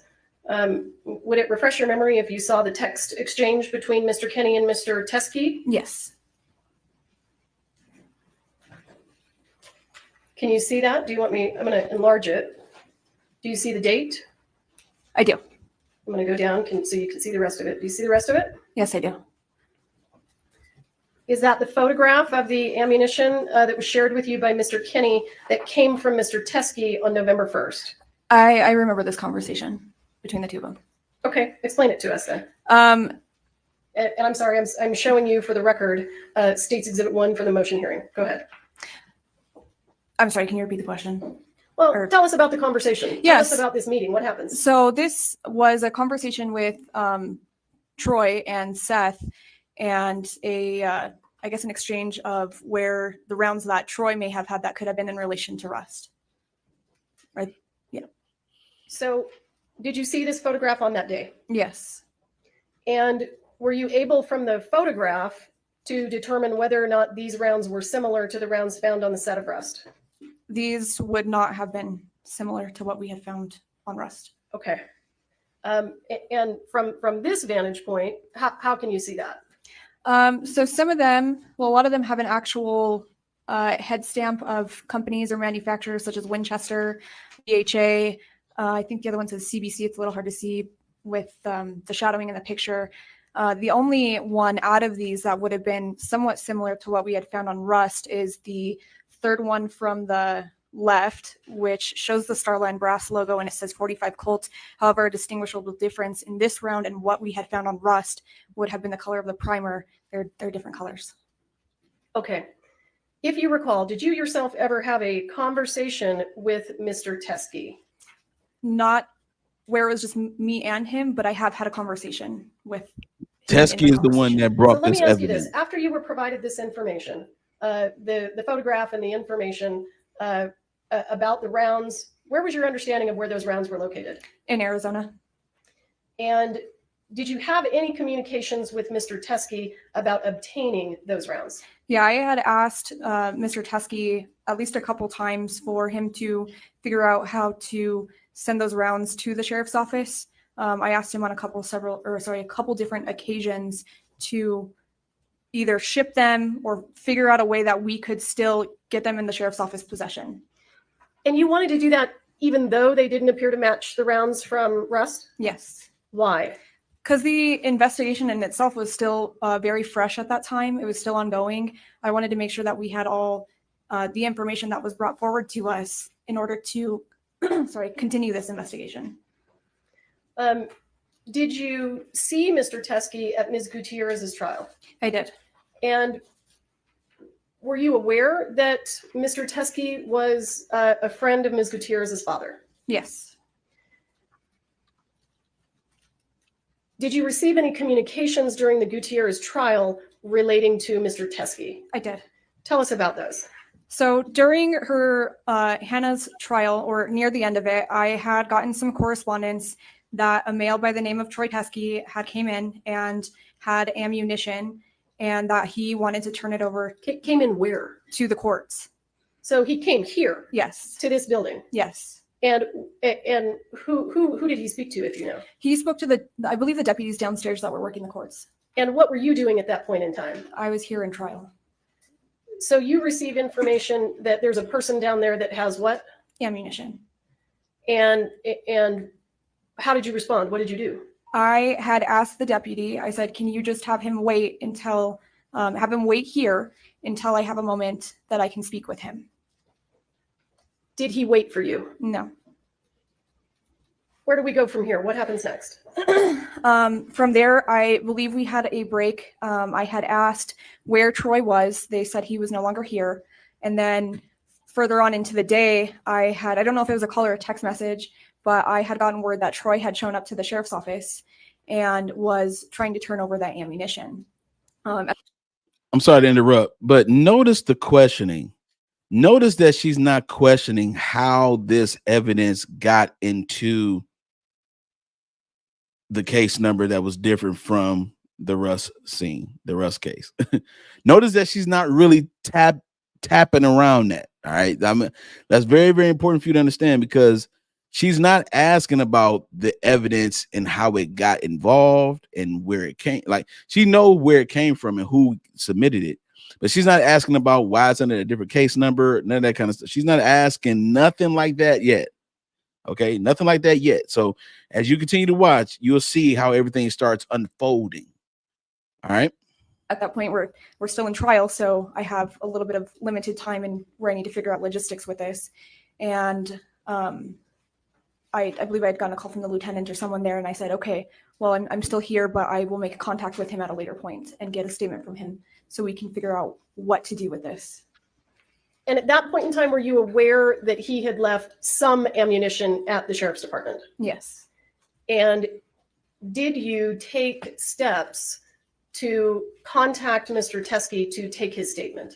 I did. I called him twice when I had found out that he had shown up to the sheriff's office. I didn't receive, or he didn't pick up the phone, and I never received a call back. And let me ask you, why is it important for you to take his statement? Because I need to figure out what to do with this ammunition and how it would potentially be tied to the case and in what way, so I can figure out what to do with it after that. At the time that you were reaching out to him that day, do you have any idea whether or not this is related to the case? Just by him saying it might be, but not in what context it would have been. But you didn't speak to him? No. Okay. And is that the reason you were trying to reach him? Yes, and to try to set up something where I could have a discussion or an interview with him. And you want to have the interview because you want to see if it's tied to the case? Yes. So you call him twice, and does he respond? No. Do you continue to try to reach him? I did try to reach him again. I believe it was the following week. I tried to reach out a couple times and never received a response back. So if you don't have a witness who will give you an interview regarding the items that they've dropped off at the sheriff's department, how do you know that they're in any way related to the case? I really wouldn't, because I didn't have a discussion with him. Has Mr. Teskey ever returned your calls? No. Did you, are you aware that the exchange between Mr. Teskey and the people at the sheriff's department that took place when you were in trial with me, are you aware that at least part of that was recorded on a body-worn camera? I know now. When did you learn that? Today. And have you had an opportunity to review it? Yes. Given this, Your Honor. I just got it. So Okay, I just want the court to know. This is I can give it to them. This is the newest of the revelations. So there's when Teskey comes into the station, it's being recorded on a body-worn camera? I believe that the defense did have it because they knew what Mr. Teskey was saying to Popple. That's the basis of the cross-examination. Well, it's not, it hasn't been admitted as an exhibit. Sure, and I can call Popple and have it admitted as an exhibitor. I can call Randall, but it's a motion hearing. How do you want me to handle it? She's now seen it. I can give it to the defense. No, I'm going to have the person that whose body it was on. Let me ask you, in Right. the meantime, while I'm listening to this testimony, can I have the exhibits from Popple of Man, the judge is on it, about man. the Dang, the judge is bullets on and it. what they were, when they went to the FBI? She her inventory of bullets. May I have those exhibits? I know there's a lot of them. Yo, put a one in the I chat think if you're enjoying this right probably now, some man. Also from the defense. So I'm trying to work for that's y'all, what baby. I'm they're trying to work for called. y'all. I just want the ones that Popple testified off. This is of, good not- stuff right not here. any I cross. don't remember Are you looking for the one that I just highlighted specifically? No, I'm looking for the ones that Popple testified, she inventory and had tested. Are you asking for scene photos or no? Just the ones that she had? at the Yes, sheriff's yes, where department? she went through and some were in Ziplocs. Okay, so not scene photos, just the ones from the sheriff's department? Okay. Do you have those? There should be. And just for the record, Judge, we don't have the body work camera. I'm hearing you. I want to look at the bullets. The physical. I'll take the physical. You don't need photos of boxes. No, just no, photos, okay. I want what she testified of, the ones that were gathered at the scene, and then she went through how she testified. There they are. Okay. All right, I think these are fine, Ms. Morrison. Okay, thank you. Oh, you want the actual bullets? Well, these are fine. Okay. Well, I was photographs. gonna take the photos, but these are good too. Okay. Are You these, want the photos? may I ask, are these all these aren't all that were gathered at the scene, were they? They are, These are the sum total? correct. There Okay. were only 5 live rounds in addition to the spent casing. Okay, which ones were, okay, were only the live rounds tested by the FBI? No, there were more that were tested by the FBI. There were dummy rounds that were sent to the FBI that were confirmed to be dummy rounds. Okay, that's what I want to look at. The Do you have dummy- pictures? Do you have pictures of that? I don't think we've had her testify to that. I don't know. Can I have all the exhibits that were entered while she testified? That's the best way to put it. Sure. Sorry to interrupt. No. Do you want them from the state and the defense? Yes. Okay, because Do you want to announce what they are? Hey, can you tell us what the exhibits are during Popple's testimony? Or I actually can, because I took notes. There they are. Let me do it.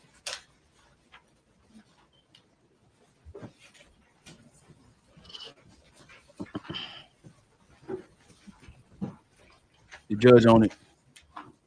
She's leaving no stone unturned. And this is a good judge.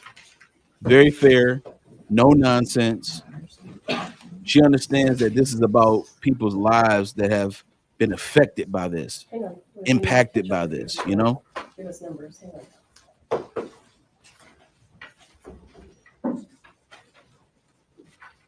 All right. Do you want me to tell you what they are? I think Brian next to me has them. I'm just trying to get there. So I don't want you to list them off to me yet. Well, it's just 15 through 21. And I'm looking to start here at 15. I'm not finding 15, so give me just a minute. I've got 18 set aside. I've got 17 set aside. 15, 16. What was the other one? That's 15, 16, 17, and 18. Okay. And then 20, 21, 23. Okay, slow down, because it's, if you would, please. No, catch up. Don't slow down. Catch up. What was give me the first number again? We've got a ton of 20, exhibits 20, here. 21. 20 and 21? Uh-huh, Okay, 23, hang on, 25. hang on. This is 20. You want Oh, that? no, I just want the gun. 21 is the You can shot of do the whatever you pew. Yeah, I don't want the pew. I want Okay, what else? just So here's 10. Do you want that? That's a scene photo. But she testified to it. a scene photo. What do you mean? It's from the set of Rust. It was taken on the set. Yeah. Okay. Do you want these? I didn't see this. I Okay. didn't know he walked out for a second. This one has ammunition on it. Which is that from, oh, no, I don't want, This I is only want 9. the ones on the set, not in PDQ. Okay.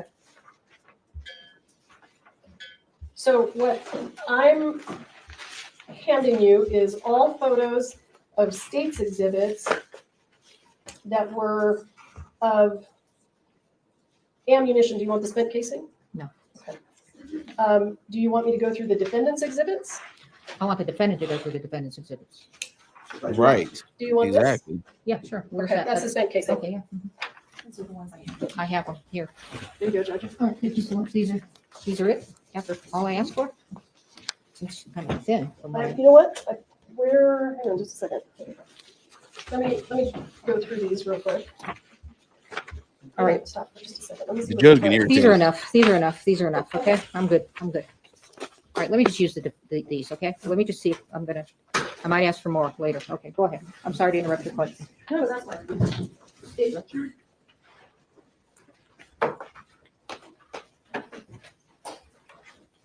Due to Mr. Teskey's refusal to speak to you, were you ever able to drop off at the sheriff's department to the set of Rust? No.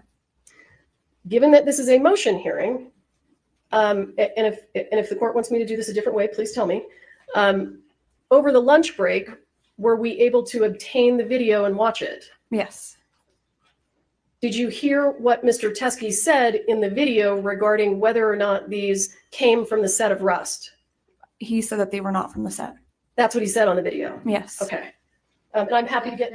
He can't cross-examine off of this. Sure, so and I I'm- can get it to him. Well, you are going to give it to him, and this testimony, he can call her back up if he wants. But, Absolutely, sure. I'll pass the witness. all right, I have some questions. Can you put back on that video of the Watch the text defense that cross-examine Kenny the got woman. from Teskey? This cross-examination was crazy. Watch this.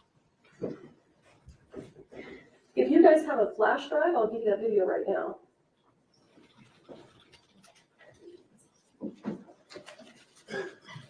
And can you blow that up?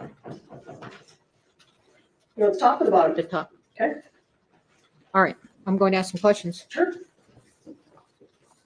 All right, so you testified that that only one seemed similar. Let's see. One similar to the Starline Brass Color Primer in Arizona, and it's the third one. So 45 Colt. It didn't seem similar in the primer. It was different in the primer color. So In what, why is it different in the primer color? because the primer on this, the third one it's a brass color. The primers that came from Rust were silver. Who's this? These are, counsel, you need to come up. Counsel, you need to come up. I'm questioning. You're gonna need to see this, both of you. I can see what you're showing her. I saw what you're showing her. I only see one silver here. Right, but this is in reference to the live ammunition. Look, you just testified. Let me just ask this. None of these look similar to the set on Rust, To the live ammunition. to the live ammunition on Yes, Rust. ma'am. Yes, Your Honor. But it still looks similar to what was on Rust. Yes, yes. Mm-hmm. Mm-hmm. It looks similar to these on Rust. For the dummies, yes. Yes, it looks similar to dummies on Rust. Dummies, but not live. Okay, I understand your distinction on Okay. live. But they still look similar. That one, the third one from the left, still looks similar to dummies on Rust. Yes. All right, thank you. Yes.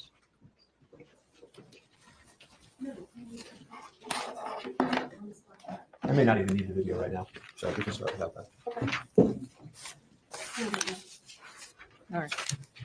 All right. Good afternoon, Corporal. When you started investigating this case, you were investigating this concept of sabotage, that there could have been an intentional live bullet placed onto the set. Do you remember that? Not originally, but later on, yes. Okay, and obviously if somebody, Let me just ask it. So they're not similar to the live rounds. That was not similar to the live rounds, but they were similar to the dummies on Rust. That's correct. Okay, and the dummies on Rust were tested with the live ammo by the FBI. Yes, some of the dummies were sent. Some of the dummies that look like that one on the phone. I couldn't say which exact ones were sent to the FBI. Okay, but you just testified that looks similar to the dummies on Rust. Yes. You didn't differentiate, and that some of the dummies on Rust were sent to the FBI. Yes. Okay, thank you. so at certain point early on in this case, you entertained the possibility There you go. that this was an actual sabotage, that somebody could have intentionally placed a lethal bullet onto set, correct? Yes. And you quickly dispensed of that concept, right? I don't think it was quickly dispensed. It was investigated. Okay. And fair to say that if that had happened, that would have been a far different case, right? It could have been. I don't. And so then you turn to the idea of, well, somebody outside of Rust could have placed or been the cause of the ammunition ending up on set. And you interviewed Seth Kenny, I think you told this court yesterday, 10 times at least, right? Yeah, I can't put an exact number, but it was a few times, yes. Right. And that would have been a different case also, right? If he had provided them in relation to this case or in relation to the past case, In relation to any case. it's hard to say. Well, you were here for investigator, I'm going to do this again, CST Popple's testimony yesterday, weren't you? Yes. And you've had an opportunity to view the 45 Starline brass that came out of his package today, correct? No. You haven't looked at it yet? No. Okay. Wow. As a witness, I think. And are you aware, as you sit here, that there was 45 long Colt Starline brass nickel in the courtroom today from CST Popple? I just found that out today. Okay. So you were here for this testimony in this courtroom. And let me ask you, Ms. Popple, the ammunition that the Good Samaritan, Mr. Teskey, the close friend of Hannah Gutierrez's dad, when that ammunition that he brought into you after the conviction, you still have it? Answer, yes. Question, you can bring it in here and you can show it to the jury, right? Answer, yes. And they can see for themselves that it does not match the live ammunition from the set of rust, correct? Yes. And that it is obvious. Just when you look at it, it is not. Yes. Remember that testimony that you were sitting here for? Yes, I do. And that turns out to be completely false, doesn't it? You're correct. Completely false. Wow. Jane said, I'm curious, do you think if it was John Doe instead of Alec, would it be the same results? In this case, with this judge, yes. With this judge, yes. Absolutely.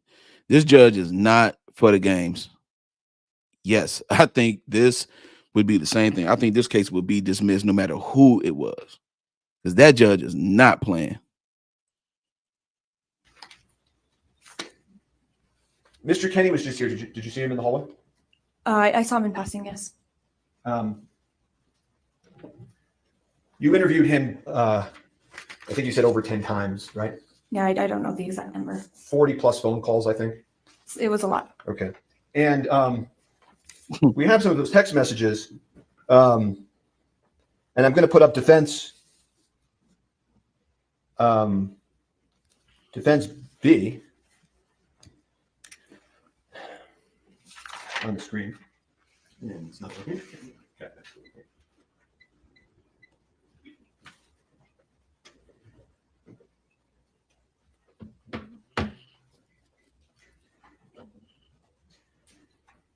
Okay. And you see at the top, this is a screenshot that he sent to you, right? Yes. And you see it ends with, yup, it's evidence. Yup, it's evidence in the accidental death, right? Yeah, I can see that. Okay. And he does not include the ugh, this sucks when he sends it to you, right? You don't see any ugh, this sucks on this, do you? No. It talks about how it looks like it's been reloaded. And that's him telling you that, right? Sorry, let me just read it really quick. Sure. Okay. And you ask a very interesting question, Corporal. It sounds a lot like the question the court just asked you. You ask, do you think it could have come from the same batch since it's a different color, right? Yes. And he says, in writing, in no uncertain terms, I thought the same thing regarding the primer, but Joe has been known to mix different color primers and blanks. So no, still highly likely that it's from the same batch. Did I read that right? Yes. Wow, man. Wow, man. And you had that information in the month following the incident, correct? Yes. Okay. So we're going to fast forward. I'm not going to go through the Seth Kenny story with you today. Okay. Okay.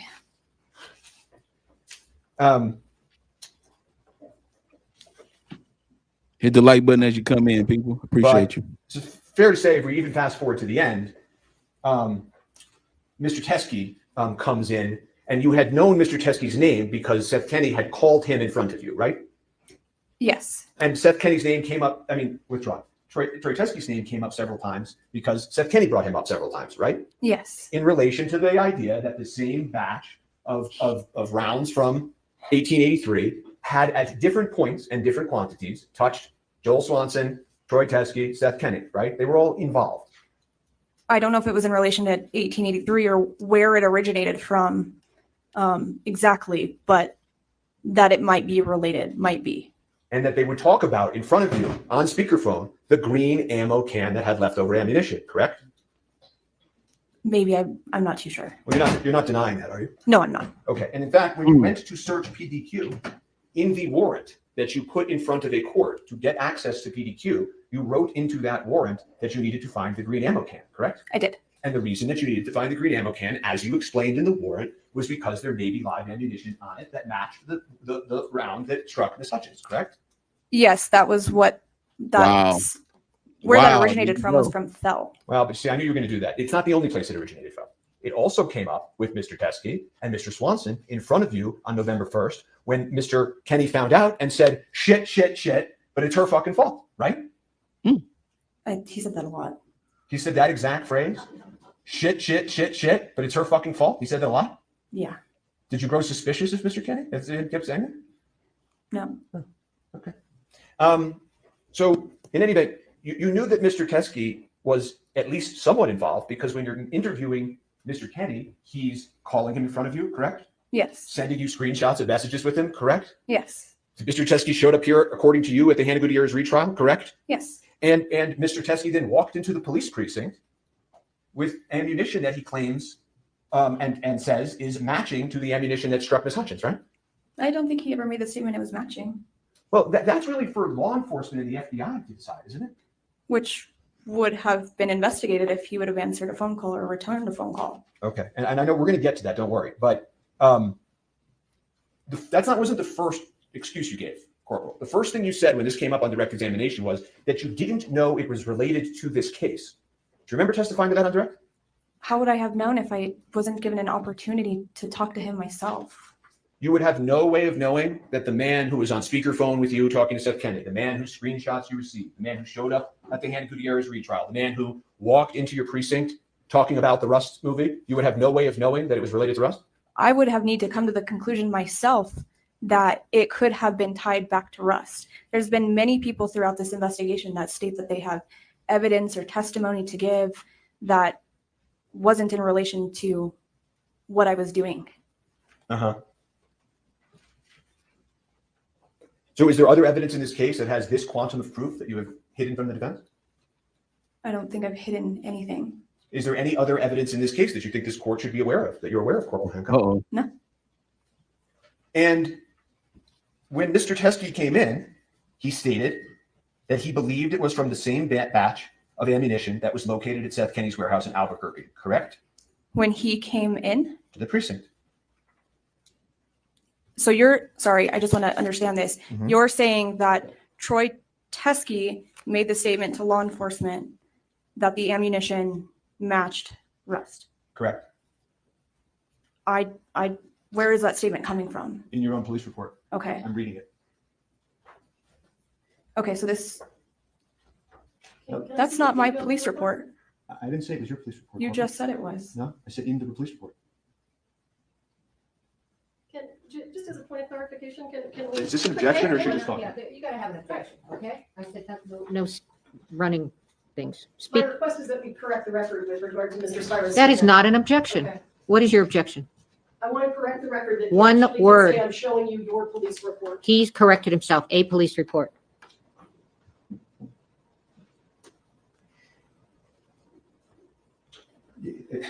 In the department, in your sheriff office's police report, okay? I don't mean your personal police report, but in your sheriff's office police report, right? Okay, understand. Okay. And not only does this police report come into the very same sheriff's office, correct? Right? This is your police department, right? Yes. Okay. Not only does it say live rounds of ammunition that he believed to be connected to the Rust case, right? You Yes, saw that, right? yes. Okay. Not only does he say it's the same batch that was at Seth Kenny's, right? I mean, that's what it says there. I don't remember that statement in the video, but Well, I'm glad you brought that up because the videotape, whatever there is that has also not been turned over, it didn't necessarily capture every conversation that Mr. Teskey had inside the police department that day. You don't know that. that's correct. Okay. And the other thing that I wanted to mention at this point is it's not as if Mr. Teskey was talking to some random auxiliary cop that happened to be walking through the station. He was talking to CST Papa, wasn't he? Yes, he was. The same CST Papa that testified yesterday, right? Yes. That testified that everywhere in this case that she went, you went. Remember that testimony? Yes. Okay. She goes to the church on the day of the incident, you're there, right? She goes to the search of the truck, you're there. You go to PDQ, you're there. In the prosecutor's office, you're there. Trial prep, you're there. And that's who took this statement, right? Yes. You know, there's hundreds of items inventoried in this case, right? Yes. Every time you inventory an item in this case, there's no matching witness statement, right? No. Right? You pick up there's dozens and dozens of items that you all inventoried in this case that have no matching corresponding witness statement, right? Yes. Okay. So the story that has now been come up with, that the only reason we couldn't take this item was because there wasn't a matching witness statement is just spun out of whole cloth, isn't it? I don't think your statement's entirely correct. You said the reason why we couldn't take this item, which we did take the item. You took the item, but you took it and put it in a different box than the rest of the items in the Rust case, correct? There you Well, go. I don't think they're all, I mean, I'm not the evidence technician, so I don't know how. Well, you know this wasn't placed and designated as a Rust evidentiary matter. It was kept and vouchered, as you heard yesterday, under a completely separate identification number, correct? A different case number. Right? Yes. Unlike the hundreds and hundreds of other items that were collected in this case from a There you variety go. of sources, correct? That's correct. Okay. And a lot of those items were like random, irrelevant, tangential things that all went into CST Popel's inventory in this case, right? I think all those items were collected on scenes through search warrants or through somebody that gave them to us that we could have had a conversation with. And I could be able to relate what that item was and how it may have been related to Rust. There was no way to relate this item to Rust from the guys in your precinct telling you this is related to Rust and you had spoken to him on speakerphone and you had gotten those text messages. There's no way to relate it. Again, I didn't get a statement from him when he's dropping off this ammunition and didn't see it because I wasn't there when Well, he was dropping the ammunition off. well, your colleagues got a statement, didn't they? Yes. Right? It's not like he didn't give a statement that day. He sat in the precinct and met in a room with your colleagues and did give a full statement. So that wasn't true either, right? I didn't know that until today that he had sat down with someone. Okay. But now that you know that, now that you know that he gave a full witness statement, the story that the only reason that law enforcement couldn't possibly dream up a way to connect this to Rust and put it with the rest of the evidence doesn't work anymore, does it? Because he did give a statement, right?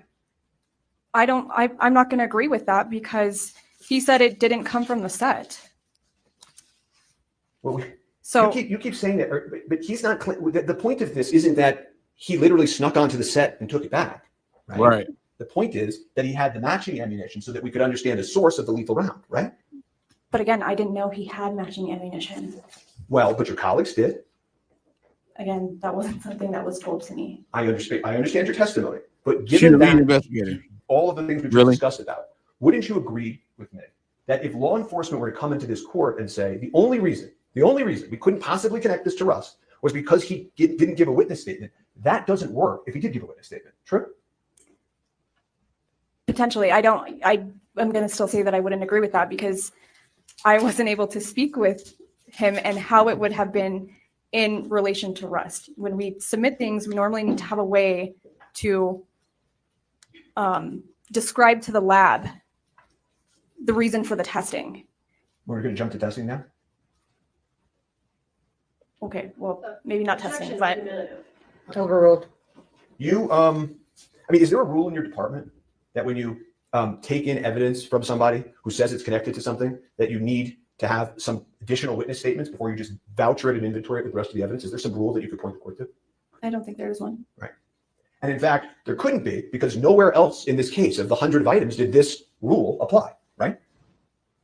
But I don't know. I don't think it's correct to compare all the other items in this case to ammunition that was turned in during the end of a trial. Okay. And I don't want to go through every single item that was inventory, voucher, whatever word you want to use in this case. But can we agree that there were lots of items vouchered and taken into evidence in this case that are more irrelevant than this very crucial piece of evidence, right? I would say that there were items taken in that were irrelevant to maybe trials and all of that, but I can't say how relevant this is if I don't know the origination of where it came from. And the real reason that you didn't inventory this with Rust evidence is because this harmed and jeopardized law enforcement's case, didn't it? No, I wouldn't say it either way. Okay. Well, you then told the court, right? So we worked through a few of these things. One, first you said you didn't know how it was connected. Then you said nobody interviewed him, couldn't connect it. And then you said to this court that you followed up with Mr. Teskey, right? Yes. Okay.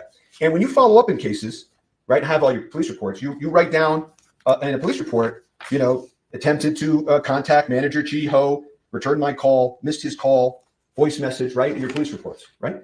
In mine, that's not mine. In law, I shouldn't keep using the word yours. In the Santa Fe Sheriff's Office, She know what when he's you all saying. reach out to witnesses, there are often case supplemental reports indicating an attempt to contact someone, correct? It's not a requirement. Okay. Did I ask you if it was a requirement? And I'm just answering your question as to, I don't have to say every day and every time I tried to contact somebody. Okay. But I'm asking you a slightly different question, which is that in this case, this Rust case, okay, There are lots of police reports in this case that are in your file, even if you didn't personally create them, that indicate law enforcement attempting to contact witnesses and failing to reach them, correct? That specifically. You can't answer that question, yes or no? Well, I'm explaining why that was. I didn't ask why. I'm just asking. In your own file that you as the lead agent have, there are lots of police reports that say Lead agent. Detective so-and-so tried to reach somebody, couldn't reach them. Isn't that true? In this case, yes, and that was done for a specific reason. Okay, that's great. When you reached out, according to you, you were trying, moving heaven and earth to try to reach Mr. Teskey. Did you ever create a supplemental police report? No. Okay, let's go on to the next thing, which is you testified on direct examination that you then, in the weeks, months, whatever that followed, you attempted to reach Mr. Teskey, correct? Yes. Have you reviewed your phone records? For which ones? Are you sure you did that? I'm asking for which phone. Well, which do you have multiple phone numbers? Yes. Okay, I know the cell phone number that you've given out in this case because we have those, right? Did you use that cell phone to contact Mr. Teskey? I don't know exactly which phone that I used now. Okay. Did you use the desk phone? I don't know exactly which phone that I used. Okay, well, there's no phone messages or calls to Mr. Teskey from the cell phone that you used when you were conducting the rest of your law enforcement in this case, or the precinct, when you claimed to this court that you called. Yes, I did call him. No, but I'm asking you a different. Well, let me ask this. Well, you don't know what phone you called from? She deflecting. Man. No, I don't. Okay. Well, there are no calls from you and your cell phone that you use for everything else in this case to Mr. Teskey during the weeks that you claimed you were trying to reach him. Do you know that? Okay, so that's my cell phone? Yeah. Okay. Okay. There's also no phone calls in the days and weeks that you claimed you were trying to reach him from the Santa Fe Sheriff's Office, the 505-428-3700 number. Okay. That's our dispatch number. Okay. There's no messages from any Santa Fe Police Department's phone in his phone records during that time period that you claimed you were trying to reach him. Yeah, but if I call, it's more than likely not going to come up from a no caller ID. It's a no caller ID situation. Yeah. Okay. All right. I would like to see the body worn camera sometime if that's even necessary for this proceeding. And I have no further questions for this witness. Some follow-up questions. So on testimony, The judge. Watch this. I don't know who asked it, but anyway, you understood that Troy Teskey came over to the court and the deputies told him to wait for you, and that when you came down, he was gone. Correct? Yes. Okay. I don't know if exactly when I came down, but when I was looking for him, I was told he had left. Okay. All right. And at that point, you were aware it was Troy Yes. Teskey? Yes. Okay. So then you find out that because he couldn't, well, assuming he couldn't reach you here, he went over to the sheriff's office, right? Yes, ma'am. And when you say today that he did not, he said these weren't from Rust, that's from you reviewing the lapel camera, correct? That they were not from the set. The set, and that's from reviewing the lapel camera, correct? Yes, ma'am. Okay, and you just reviewed that today. You didn't review it before. That's correct. All right. So when you find out, I assume from Popple that he was over there and he dropped out the ammo, right? Yeah, but I'm not exactly sure who told me, but Okay. You can't confirm or deny that, well, you didn't know that he said it wasn't from the Rust set. In fact, the report says that he says it was from the Rust set, correct? right, which I had just reviewed today as well. Right. Yes. But when Popple when you were advised that Troy was there or was there, your understanding was that he was claiming it was from the Rust set. I wouldn't say it was from the set, but it could be in relation to Rust. Okay, so he told Popple it was related to Rust. Yes. Okay, and you didn't go over to the sheriff's office and look at the ammo. No, I was here. Well, I understand you were here, but you didn't. You said, Her well, deflection was Gutierrez's crazy. trial was over, which I took to mean that it wasn't pressing. But this case was ongoing at that time. Yes. So, did you and Popple have a conversation about what to do with this ammo? To my understanding, it was going to be put in evidence Which evidence? at the sheriff's office. The Rust evidence? No. Why just, not? Just as far in our evidence section in the sheriff's office. And why was that determination made? As to why Who it made was. it? Let me ask you, who made it? These were discussions that were had with myself, with the supervisors at that time, and then with the prosecutors. Were you the lead investigator? Yes. Okay. And you said, and with the prosecutors? Yes, ma'am. Watch Okay, this. so Watch this. You all had discussions about what to do with what he dropped off. Yes. And you all agreed to put it in the separate file. Yes. Thank you. Just very My goodness. The defense requested, both through you and the prosecutors, to see all of the ammunition in this case, right? Yes. Okay. And obviously, and I know it's obvious, but I want to make sure it's in the record, we were not ever shown that, correct? Well, I believe that you guys had a secondary evidentiary meeting with the sheriff's office that was canceled the day before the meeting was supposed to happen. Or an evidence showing, I'm sorry. Okay, yeah, we were able to come for some showings and not others. The reality is when we came for showings, you never showed us this evidence, correct? I don't know if I can agree with you there, because even on the first day that I was present at the evidence hearing, Look at her we trying didn't to get through all deflect. the evidence that they wanted to see that day. I don't think more questions. Please. Let me ask you something. If Ms. Popple said it was not in the evidence viewing, would you disagree with her? If this ammunition, sorry, I just want to make sure I'm understanding. If what Troy Teskey dropped off was not in the evidence viewing, because I can get the testimony, but they had a narrow.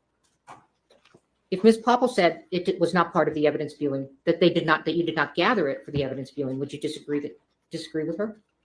I believe that we were sent a list of what they wanted to see. And then, Your Honor, the first day that we had done an evidence showing, we didn't get through everything. That's not what I asked you. And then, yeah, I understand what I'm This saying. chick is Then we had another crazy. day. Pardon me? We had a second day that was set up to I continue. asked you if you would disagree that Ms. Popple said that it was not included in the evidence viewing, not whether you got to it or whatever, but whether when they said we want evidence viewing, Ms. Popple said it was not part of the evidence viewing. I don't know if it was or wasn't. Would you disagree with her is what I'm asking. I really don't know how to All answer right, that. thank you. Redirect? I can't provide the video until she logs into this system. Mr. You know, I Spivers don't even think the video is relevant. She did not do Right. it until today. So you can look at it, but do you have any cross-exam for her? I just need to develop my records, so I need to get the video in. I need to get the video You in. can get the video in, okay? Are you going to get it in through her? Because I said it should come in from the person that wore the body I camera. agree with you. He's here. Okay, well, fine. So do you have any cross-examination for her? I do. Man, this judge is real, man. She is not playing. Corporal, is as not you sit playing. here today, do you have any reason to believe that the ammunition that was provided by Mr. Teskey came from the set of Rust? No. Can I ask a question? Sure. When you say that there were discussions and the decision was made by all of you to put that ammo in a separate file, Watch this. right? Is that correct? You said that? Yes, ma'am. Was Ms. Morrissey part of that discussion? Yes. Thank you. Boom. Boom. Miss Morrissey, who is the state lead prosecutor, was involved in making sure that the evidence was under a different case number.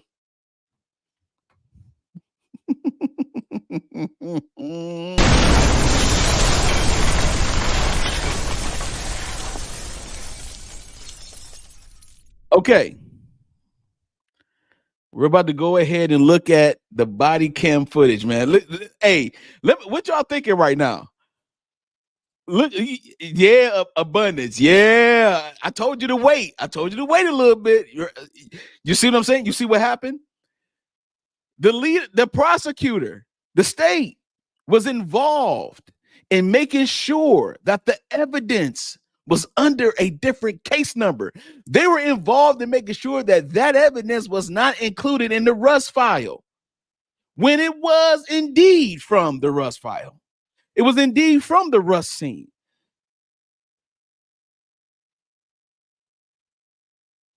Come on now.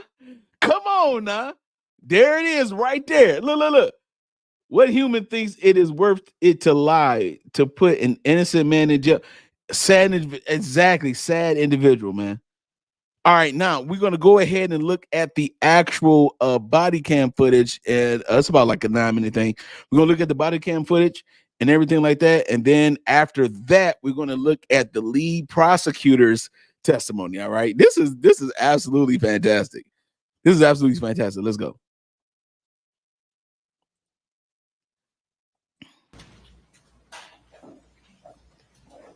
Is there a reason that we don't have volume?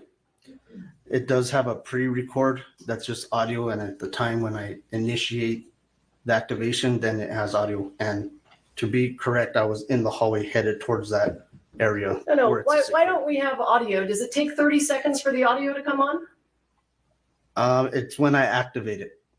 So I believe it is set to a 30-second pre-video, and then once I activate the camera, the audio It will kick comes on, okay. Yes.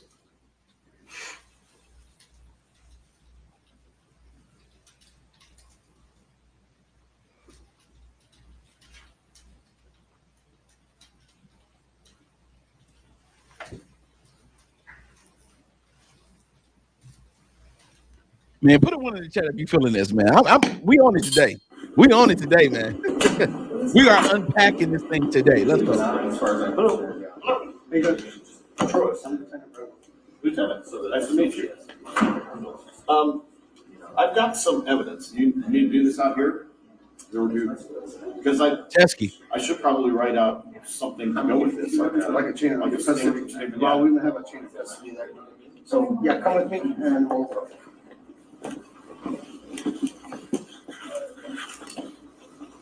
That's my wife. Hi, that's me. Are you okay with that?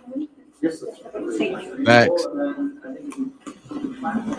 Where was Marissa? Went back to her area? There he is. There go Papa. They go to technician. They go test. Look at that. Chain of custody. Where we go? Wherever you want to go to get the evidence. You can go to the interview. It's fine. Sure, I can fill out a statement or something. Where's the statement? What it was, I'm a witness. I was called here as a witness to the Gus trial. You hear him? And I live Witness to the in Russ Arizona. trial. So it's a long way. Right. And I wanted to.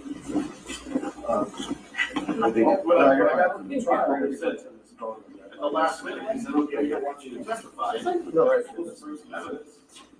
And then they didn't want the other. Okay. Well, I don't want to walk around with this evidence forever. That's fair. Whether you guys use it or not. Yeah, I don't care what you do, I just don't want to have it. That's okay. And they're 45 cartridges, like, They're from the set? no. Okay. No. Do you want to know the details?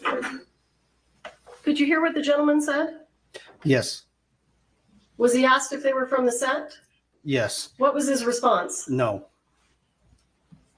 Or do you want me to Well, write it down? let me start with, what is your name, sir? Troy, well, that's a great start.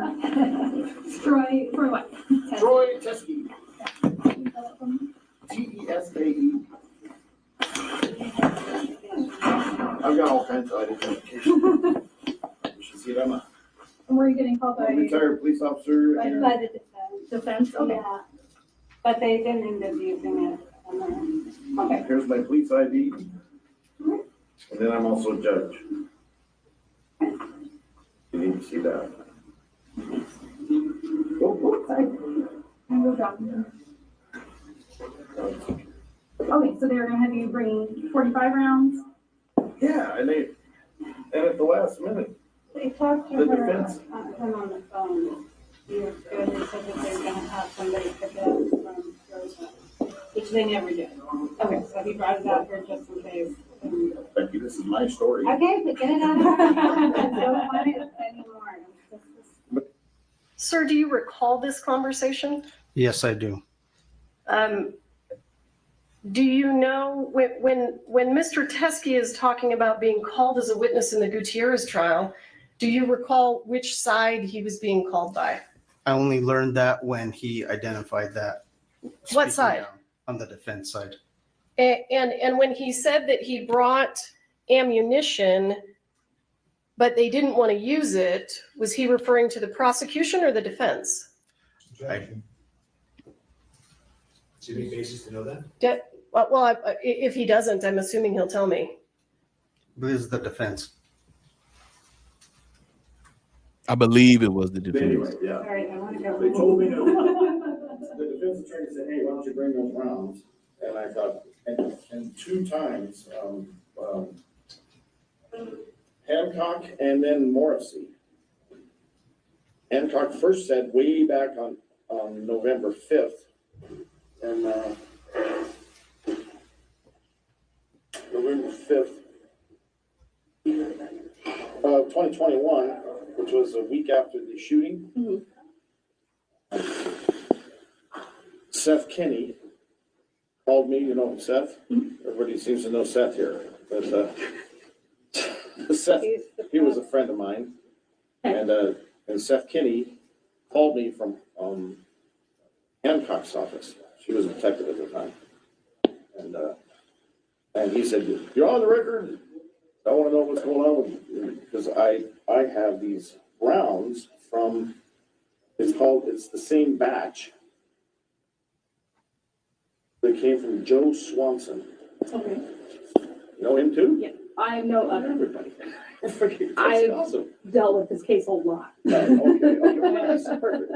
You're the perfect person to what's your first name? Marissa. Marissa? Oh. Yeah, I apologize. I'm the crime scene technician. All right. Well, I better jot that down. But I have some good notes on it. So my big concern was having these. They said, "Oh, okay." I said, "I have these rounds. I have a batch, a whole bunch of rounds." Okay. Or a bunch, and then they. You probably don't want me to send you the whole batch. You want me to just pull something out and send That you was a about picture. again. So I took a picture with my phone, sent it to Seth, and he was in the office with Hancock. And they looked at it and Lead Seth investigator said, Hancock. "Yeah, this is evidence from the accidental shooting." The accident. Now, when you say they're from the same batch of Yes. live rounds? Yes. Okay. If you know the case, Bell Reed had a whole bunch of live rounds. Yes. And Seth and Fell went to Yellowstone 1884, 1883. And he was teaching people how to shoot with these rounds. Right. Then they left there and they went together from Arizona. And then they came back and went to another set, which was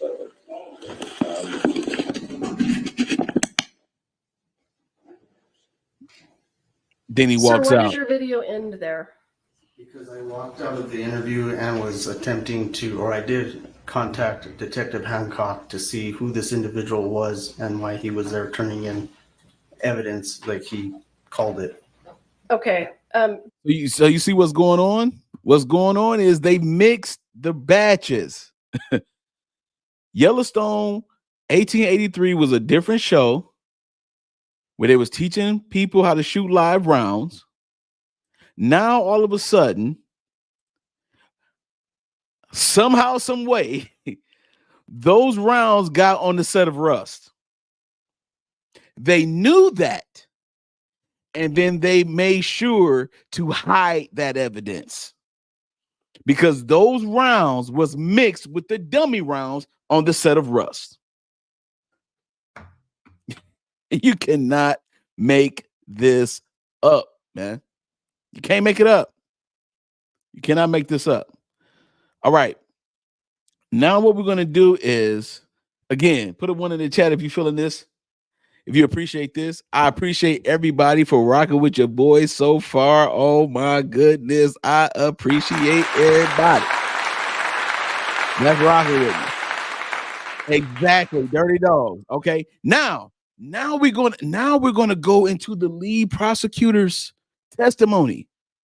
She wanted to testify. She wanted to clear it all up because obviously the rounds from 1883 that set was in Arizona. Somehow, some way, those rounds got to the set of Rust, the movie that was produced by one Alec Baldwin. Now we're going to get into the lead prosecutor's testimony. And I'm going to let it play on out. Here we go.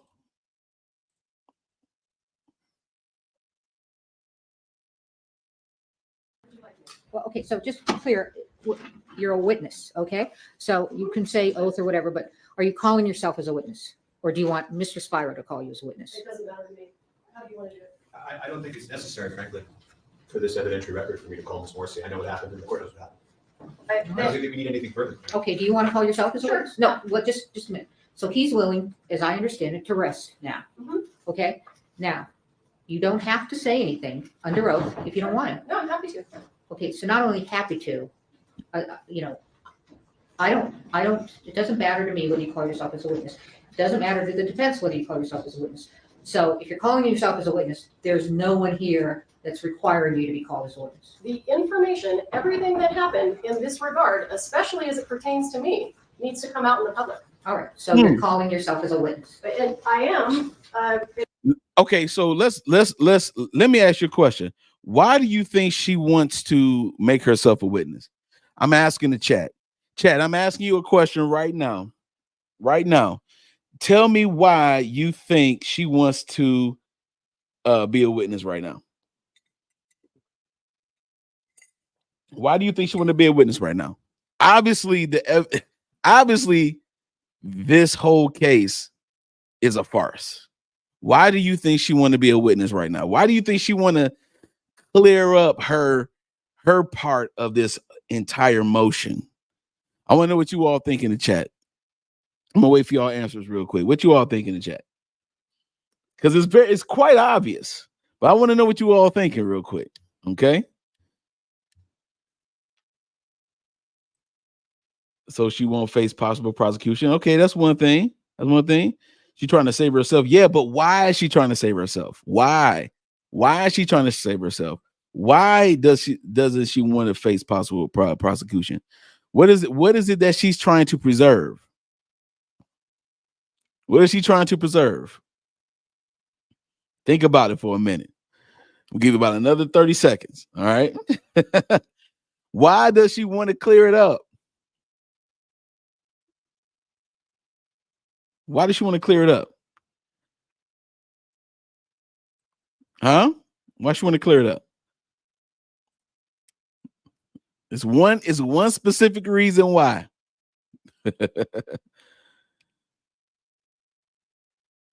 Okay, I'm gonna go to the latter part. Her job. She wants to preserve her bar card. She want to make sure she want to make sure she's not disbarred. So she wants to clear things up. She's trying to outwit the defense, outwit the system, outwit the law. She does not want to be disbarred. She does not want to be disbarred. You know why? Because that's how she makes her money. That is how she makes her money. Remember, I showed you all a video of what the lead attorney told me about the fact that, man, Miss Love got a mortgage.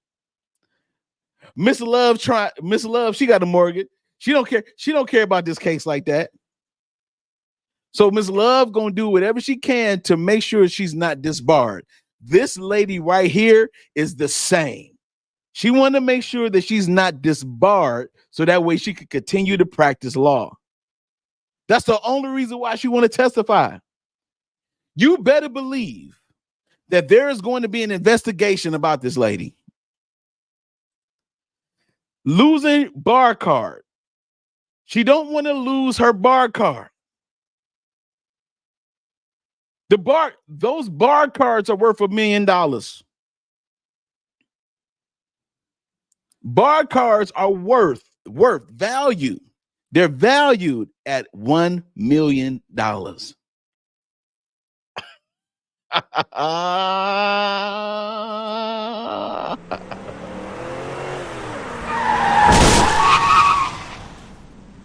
She don't want to lose it.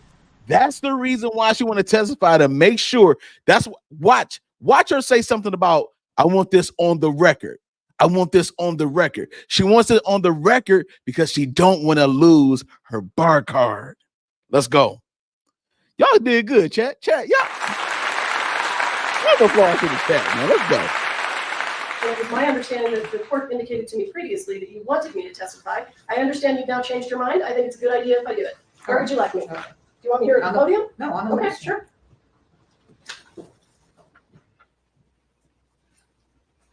She wanted it on the record. That's what she said. All right, Ms. Prior- Morrissey prior to this, she voluntarily said calling what she wanted herself on as the a witness without any requirement by the court to do so, or Mr. Spiro asking her to. Please raise your right hand. Man, they You slick, swear man. affirm under penalty of law that the testimony you give in this case will be the truth, the whole truth, and nothing but the truth. I do. All right, go ahead.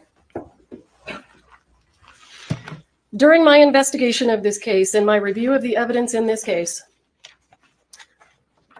I came to understand that there was a large batch of live ammunition that was in the possession of Thel Reed, Hannah Gutierrez's father. I also understood from all of the evidence and testimony that a portion of that batch of ammunition that belonged to Thel Reed was taken by Thel Reed and Seth Kinney to the 1883 cowboy training camp. When that was over, leftover ammunition was taken back to PDQ props. Seth Kinney took some of the ammunition from that container that he had brought back from Texas and turned it into the sheriff's department. And it appeared to me that he did it to try to exonerate himself. They took it from Mr. Kinney and they tagged it into evidence under the Rust case. Law enforcement then executed a search warrant at PDQ props and they took the entire container. And I will say that I do agree, as I recall, although I don't have it in front of me, I do agree that the search warrant didn't really require law enforcement to take everything, but it was my understanding that Mr. Kinney gave them everything so that they would have it and could tag it into evidence. Portions of that ammunition were then sent to the FBI for testing so that they could be compared to the live rounds that were found on the set of Rust. The FBI testing demonstrated that the live rounds that were taken from PDQ props that were originally in Texas did not match the live rounds on the set of Rust. And that's testimony that we heard during the Gutierrez trial. So what ended up happening was Mr. Bowles, Ms. Gutierrez's lawyer, put Mr. Teskey on a witness list and was intending to call him as a witness to the Gutierrez trial. I conducted a pretrial interview of Mr. Teskey, and I want to back up. I did at this point have some understanding that Mr. Teskey had had contact with law enforcement. Look at everybody looking at her regarding like these rounds that he still had in Arizona. So these are rounds that never left Arizona. They were always in the possession of Thel Reed and Troy Teskey. They never went to Texas. They never came to New Mexico. That's what all of the evidence indicated. So I understood bingo that Detective Hancock you had cannot communication with Mr. Teskey about trying to get those rounds, and Detective Hancock was unable to get those rounds from Mr. Teskey. I did not find that particularly concerning because those rounds had never left Arizona. The filming of Rust was in the state of New Mexico. And the rounds that were taken from PDQ went from Arizona to Texas to Albuquerque. So ammunition that is in the state of Arizona that has never left Arizona did not strike me that it had significant evidentiary value. Then, and I will say, I believe I actually saw a photo of it. At that point in time, I was able to look at the ammunition myself, and it was visibly dissimilar than the rounds from the set of Rust.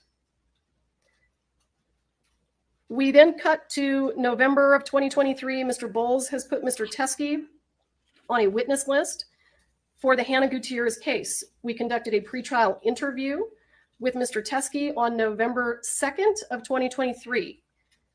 At that point in time, he brought up that he was still in possession of these live rounds that were Thel Reed's live rounds that had never left the state of Arizona. I then, when he started, I think he indicated during the pretrial interview that they were from the same batch that was sourced from Joe Swanson. And I then said, we should get those from you. I had a conversation with Detective Hancock after that pretrial interview about how we could get the rounds from Mr. Teskey, and we were trying to figure out if we could send a local law enforcement agency to pick them up. I was then decided that I needed to figure out if that was necessary, since they had never left Arizona. And up to that point, it was my impression that they did not match the live rounds from the set of Rust. I then, as I recall, reached out to Mr. Bowles. He and I had a conversation about whether or not the rounds should be tested by the FBI. And I was still trying to figure out if I could get the rounds from Arizona to New Mexico. So I asked Mr. Bowles to please send me a photograph of the rounds from Troy Teskey so that I could see with my eyes whether they were even remotely similar. If they were similar, I could go through the steps of obtaining the ammunition, connecting probably with local law enforcement, having a local law enforcement agency go to Mr. Teskey's residence and collect them. I didn't want to do that if they didn't look anything like the rounds from the set of Rust, because all 6 rounds from the set of Rust are identical to each other. So when I had this conversation with Mr. Bowles, he provided me the photograph that I showed this morning. And this is it was my understanding that this was a photograph from Troy Teskey. So Troy and I don't communicate. He's a defense witness. I can't communicate with a defense witness. So Mr. Bowles, as I recall, texted me this photo, and this is a photo that Mr. Teskey took at my request so that I could determine whether this ammunition was related in any way to the set of Rust, because it never left the state of Arizona. So if it never left the state of Arizona, the only way that it is relevant to the Rust investigation is if it has any similarity to the live rounds that were found on the set of Rust, because we were at that point trying to figure out the source of the live rounds. When I received this photograph from Mr. Bowles, I could immediately tell that these are very dissimilar from the live rounds that were found on the set of Rust. They have brass primers. So this is what was presented to the prosecution as the rounds that were in Mr. Teskey's possession. They have brass primers and not silver primers. One of them, the one on the left, appears to be a Starline brass casing, but they have truncated cone projectiles. We had seen ammunition that looked exactly like this, not exactly, but very, very similar. And that ammunition was the ammunition that was collected from the sheriff's department and went to the FBI for testing and was determined not to be similar in any way to the live rounds on the set of Rust. So when I saw this photograph, I could see that it was not at all similar to the live rounds on the set of Rust. And I decided not to take any steps to collect this ammunition because it was in Arizona, had never come to New Mexico, and didn't match the live rounds on the set of Rust. So what ends up happening is Mr. Teskey is called to New Mexico by Mr. Bowles to testify at the Gutierrez trial.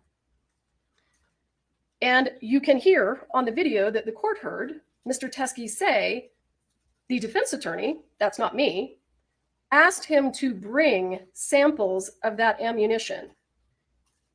According to Mr. Teskey, he brought the samples of the ammunition, showed them to the defense attorney, and the defense attorney said, I don't want those. I'm not going to use those. And by the way, I'm not going to call you as a witness. So Mr. Teskey sat in court during the trial, and then at some point contacted the deputies downstairs and said, I have this ammunition. So he tried to give it to the defense attorney, who's the person who asked him to bring it. The defense attorney said no. And he then tried to get a hold of Detective Hancock, who was not available because she was with me. So then he ends up going to the sheriff's department and he leaves the ammunition at the sheriff's department.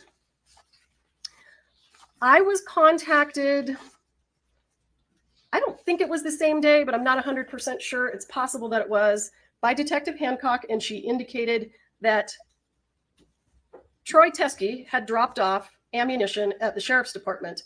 Because I had already asked for a photograph of it, I believed that that ammunition was going to look like the photograph that Mr. Bowles had sent me. Corporal Hancock indicated that she was going to tag them into evidence and she was going to create what she called a doc report. And I said, great, do that. I was not aware at that point in time that a doc report would not have the same case number as Rust. I was not aware at that point in time that it would not be linked to the Rust case number. I understood that he had dropped off ammunition that I believed to not look similar to the ammunition from the set of Rust. And I had no idea that it wasn't going to have the same case number. Clearly. I want to show the court, though. Yeah, clearly. When Mr. Teskey showed up to testify with the ammunition that Mr. Bowles told him to bring to the state of New Mexico, he was not called as a witness, and Mr. Bowles said, I'm not taking that ammunition from you. That's why. Because these are photographs from Hannah Gutierrez's cell phone extraction, and they show spot-on match for the live rounds found on the set of Rust. This is clearly the reason that Mr. Bowles said, you and your ammunition better get out of here, because it would not have hurt the case, the state's case against Hannah Gutierrez. It would have been the best evidence I could have hoped for. These look exactly like the ammunition, the actual ammunition that we have in evidence. And they do look like the 3 rounds that are in that envelope. So when Mr. Teskey couldn't get Mr. Bowles to take them because they were the best evidence against his client, he took them over to the sheriff's department. And when he dropped them at the sheriff's department, I was told that there was going to be a report. There was a report. I assumed they looked like these. And Detective Hancock indicated to me that because he dropped them off and he didn't wait for her, she was then going to try to follow up with him, take a statement from him, so that we could get some idea where they came from, what the relevance was, if there was any relevance at all. And he never returned her phone calls. And that's all of the information that I can give the court, but I'm happy to answer any questions. Let's go. Can I ask a few questions, Ron? When you took over this case, the investigator handling the case, Mr. Schilling, left the case, correct? At my request, yes. The paralegal that was handling this case with you left the case, Mr. Tapp? At my request, yes. Well, the first prosecutor that was working with you on this case, you selected, correct? I did. And he resigned too? I wouldn't say that he resigned, no. He didn't stay on the case for the Alec Baldwin trial, correct? No, and he indicated that that was because he represented a labor union that's a national labor union, and he was not expecting the trial to be set so quickly. He wasn't expecting it to be set in July. So when he realized that the trial was going to be set in July, he was going to be in collective bargaining agreements for his national labor union, and he wasn't going to be able to have enough time. Erlinda Johnson, the next prosecutor selected, resigned from the case today, She did. based in part on the conduct we're here discussing, correct? I believe that Ms. Johnson Ms. Johnson didn't want my understanding is that she didn't agree with the decision to have a public hearing. Did you hear that?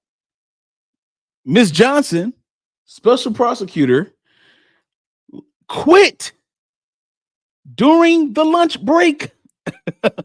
Okay. Oh, I have the video for this. We're going to get into it. Let's go. On July 1st in this matter, you served a certificate of compliance with 5501, correct? I did. And you've never turned over the report or any of the evidence that we're talking about here at this hearing, correct? Let's take it one at a time. I did not turn over the report. I didn't have a copy of the report. The rounds that were left at the sheriff's department by Troy Teskey, I have absolutely no reason to believe that they are relevant to the incident that took place on the set of Rust. These are rounds that were in the possession of Bell Reed and never left the state of Arizona. You also did not allow the defense to view that evidence at any point during our request to review evidence in this case. I had never seen it, and I didn't realize that it wasn't under the same case number because I'm not a law enforcement officer and I don't work at the sheriff's department. But you are right. And you concede that they are Starline brass silver 45, right? I can. And this is the best evidence against Hannah Gutierrez. Yeah, you've said that a couple of times. Any favorable evidence you understand as a prosecutor has to be turned over to the defense. You said it a couple of times. Any evidence that could be used as a defense to potentially be favorable has to be turned over to the defense. Absolutely. So the third Hague report that never got turned over to the defense, you understand that that's Brady evidence? I did, yes. Okay. And you also failed to turn that over in this case as well, correct? And let me give you a full answer to your question. She knew it was Brady. She knew it was When the Brady. second Hague report came in, and I provided all of this to the defense, I sent it to the person who is managing the discovery server and asked them to upload it. It wasn't until I realized during pretrial interviews that it wasn't there, that there was a problem with it. So I then attempted to figure out what the problem was, and it was indicated to me that it appeared that the former paralegal who was working for the special prosecutor had removed it. So we then immediately provided it. Then during the pretrial interview of Mr. Hague, it was brought to my attention that the defense did not have the August 31st report that indicated that the gun functioned fine, perfectly fine. And that was provided immediately. I went back, I checked my email. I could see that I received it from Mr. Hague and failed to forward it on to be uploaded. And I provided it as soon as I was aware that you did not have it. The fact that nobody at the Hannah Gutierrez retrial cross-examined Mr. Hague about the report didn't clue you into the fact that nobody had the report? Actually, it didn't, and I'd like to address that. The reason that it didn't clue me in is because Hannah Gutierrez's defense was that the gun worked perfectly. The defense in Hannah Gutierrez was never interested in any evidence that there was an issue with the gun, because if there was an issue with the gun, it damaged her case. So what you could see, if you watched the trial or saw any of the transcripts, the defense actually brought in their own expert to say that the gun worked perfectly. So they had no interest in that information. And actually, you elicited testimony from Mr. Hague at that trial that was inconsistent. At least Throw this partially chick inconsistent, away. as the court's aware. Throw this whole report, chick away, Tell, bro. tell me what you're referring to, and I'll answer your question. Well, there was a whole hearing about this where you saw this, and you saw me go back and forth with Mr. Hague for 25 minutes. So I don't. I agree, but I need to know what you're talking about for me to answer your question. Okay, if you can't answer the question, you can't answer the question. I'll move on. I'm happy to. You say that. If you can't answer the question, let's just move on, because you got caught, man. The extent of the communications you have about the doc report, as you relay it to the court, is that all you said in response was, "Great, do that." That's your testimony. Yeah, I assumed that it was going to be tied to the same case number. So I said, great, do it, file a report. No follow-up questions? No, because I had a picture of the ammunition that didn't match the ammunition from the set of Rust. No concerns in your mind when you got the case file and you turned it over to us and it wasn't included?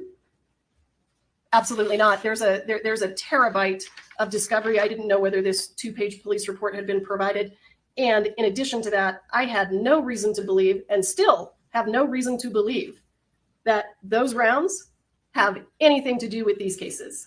As I asked you about Mr. Hague yesterday when Ms. Popple testified, you would agree with me that her testimony under oath was false. What part of her testimony was false? And I'll answer. That she said that these rounds don't look anything like the rounds on the set when you elicited that testimony. I agree with you, and I didn't realize that there were rounds that looked like that. It's okay. In any event, when the court, and you never tested those rounds either, correct? Any of the rounds that came from Mr. Teskey? No, because they came in just a few months ago. And the court asked you actually one question that I want to address, which is the court said to you, well, what's interesting to me, to be quite honest, is that yesterday you didn't even want to do a written reply. You wanted to just give an oral response. And what you said to the court was, I never saw these. I've never seen these. And I never saw the report. I have absolutely never seen these until this morning. Do you remember saying that to the court? With regard to the 3 Starline brass, with regard to the 3 cartridges that appeared to be similar to Rust, yes. I never saw them until today. Well, but you said also, I never saw the report, right? I never did. Right, but don't you think, given your duty of candor to this court, that that's awfully misleading to not tell the court at that point that you knew about this when it occurred long ago? That I knew about what?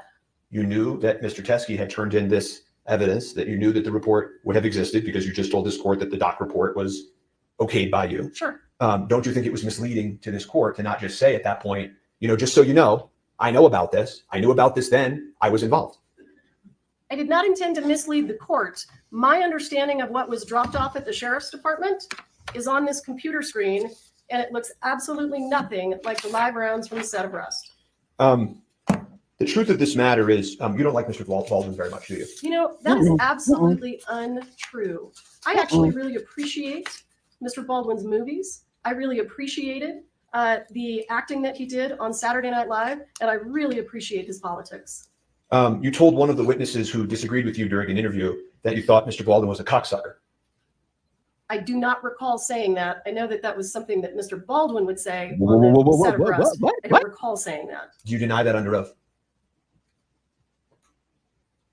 Without having more information, I can tell you that I do not recall ever saying that. And if I did say it, I invite you to point it out to me. You called him an arrogant prick to another witness. To who? To what witness? I'm asking you, did you call him an arrogant prick during the witness interview? I don't believe I did. I don't recall. You deny that? Without knowing what you're talking about? All I can tell you is that I can't respond if I don't know what you're talking about. And you said also to witnesses that you would teach him a lesson. I never said to witnesses that I would teach him a lesson. Absolutely not. In fact, Mr. Spiro, I want to give a full response to your question. I made every effort in this case to resolve this case with your client in a very favorable way for him. All right, I'm going to move to strike this. It's not responsive. It is Well, responsive. I don't want to talk about plea negotiations. Yeah, and it's not responsive. So I have no further All right, do you have any follow-up testimony? All I, right. I want to say I have no recollection of calling him any of those names. I have invited the defendant to tell me what he's talking about, and he has declined. I want the court to take notice of that. Thank you. You may step down. All right, any other witnesses? No, Your Honor. All right, argument, let's not, 15 Wow, minutes aside man. sufficient? I don't even think that is necessary, frankly. Do you want to make argument? Further argument. All right. I don't think he decided further argument. All right. This is absolute facts, man. Jean say it's weird. She acts as though this evidence wasn't important to the defense. That's pre-law school. I don't recall are the famous words on the stand. Absolutely. Look, the fact that she act like this evidence was not key is just asinine to me. The fact that you were able to grab some live rounds from a different set and then transport them over to another set and mix them up with dummy rounds and then try to blame it on someone who has no knowledge of it at all is absolute madness. Absolute madness.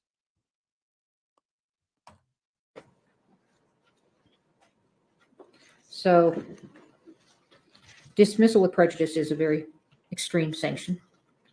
And case law is very clear that because it's very extreme, I have to go through every single element and I have to make a very good record as to why I'm seeing what I'm seeing. So in order to establish a Brady violation, the defendant must show that the prosecution suppressed evidence, the evidence was favorable to the accused, and the evidence was material to the defense. So let's go through the elements. Suppression of evidence. The definition of suppression of elements, this is Case versus Hatch, is while the first element requires proof that the prosecution suppressed or withheld the evidence in question, it does not require a finding of bad faith or any other culpable state of mind on the part of the prosecutor. This prong is satisfied. The Santa Fe County Sheriff's Office and the prosecution failed to disclose the supplemental report to defense and provide defense an opportunity to inspect the rounds collected into evidence that Mr. Teskey gave. Is the evidence favorable to the accused? The second Brady element is whether the suppressed evidence was favorable to the accused, either as impeachment or exculpatory evidence. This prong is satisfied. The suppressed evidence is favorable to the accused. It is impeachment evidence, has even been offered in this trial as impeachment evidence, and is potentially exculpatory to the defense. Critically, the exculpatory value cannot be analyzed at such a late juncture because of the non-disclosure. Is the evidence material? While post-trial discovery of evidence under Brady requires a reasonable probability that the result of the proceeding would have been different, Discovery of evidence during trial requires an evaluation of whether the late tender has impeded the effective use of evidence in such a way that it impacts the fundamental fairness of the proceedings. And that is State versus Huerta Castro. This evidence is material. The late discovery of this evidence during trial has impeded the effective use of evidence in such a way that it has impacted the fundamental fairness of the proceedings. The defense is not in a position to test the state's theory as to the source of the live rounds that killed Ms. Hutchins. I'm also going to take a look at Harper, State versus Harper. The assessment of sanctions depends upon the extent of the government's culpability, weighed against the amount of prejudice to the state, quoting Chenard. Let's go through culpability. Our case law generally provides that the refusal to comply with a district court's discovery order only rises to the level of exclusion or dismissal where the state's conduct is especially culpable, such as where evidence is unilaterally withheld by the state in bad faith, or all access to the evidence is precluded by state intransience. The state is highly culpable for its failure to provide this discovery to the defendant. The state unilaterally withheld a supplemental report. Santa Fe County Sheriff's Officer made the decision, and apparently also with the prosecutor, pursuant to Hancock's testimony, that the evidence was of no evidentiary value and failed to connect the evidence to the instant case. The case agent, as well as pursuant to Hancock's testimony, Ms. Morrissey, was aware of the new evidence and yet did not make an effort to disclose it to defense. The state's willful withholding of this information was intentional and deliberate. If this conduct does not rise to the level of bad faith, it certainly comes so near to bad faith as to show signs of scorching. Prejudice. When discovery has been produced late, prejudice does not accrue unless the evidence is material and the disclosure is so late that it undermines the defendant's preparation for trial. The court concludes that this conduct is highly prejudicial to the defendant. The jury has been sworn, jeopardy has attached, and this disclosure during the course of trial is so late that it undermines the defendant's preparation for trial. There is no way for the court to right this wrong. Lesser sanctions under Harper. Trial courts possess broad discretionary authority to decide what sanction to impose when a discovery order is violated, State versus Lemire. The sanction of dismissal is the only warranted remedy. The jury has been sworn, jeopardy has attached, and a mistrial would not be based upon manifest necessity. Further, the sanction of dismissal is warranted in this case. The state has repeatedly made representations to defense and to the court that they were compliant with all their discovery obligations. Despite their repeated representations, they have continued to fail to disclose critical evidence to the defendant. Brady and Harper are satisfied. Dismissal with prejudice is warranted. Court also has power, inherent power. Per State versus Lemire, where discovery violations inject needless delay into the proceedings, courts may impose meaningful sanctions to effectuate their inherent power and promote efficient judicial administration. The state's discovery violation has injected a needless, incurable delay into the instant jury trial. Dismissal with prejudice is warranted to ensure the integrity of the judicial system and the efficient administration of justice. Your motion to dismiss with prejudice is granted. Wow, look at that. Now, okay, look at that, man. Okay, so we knew that the case was dismissed. I mean, look at the reaction that Alec Baldwin has, right? I want to go into the interview of the woman who basically quit during the lunch break. Okay. First, let me know what y'all think. Look, I got the link in the chat right now. If you want to come up and talk about this real quick, that's fine. I'm opening up the panel. I'm opening up the channel right now. You got to make sure you cam up. You got to be cammed up, and you got to have no noise in the background. Okay, if you want to come up and talk about this case with me, and it has to be, and we just going to do it briefly. But I also want to make sure that we look at this particular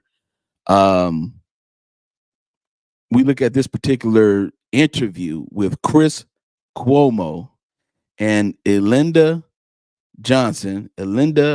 Ocampo Johnson, talking about why she decided to quit this particular case in the middle of while the case is going on. Okay, so let's go ahead and look at that real quick.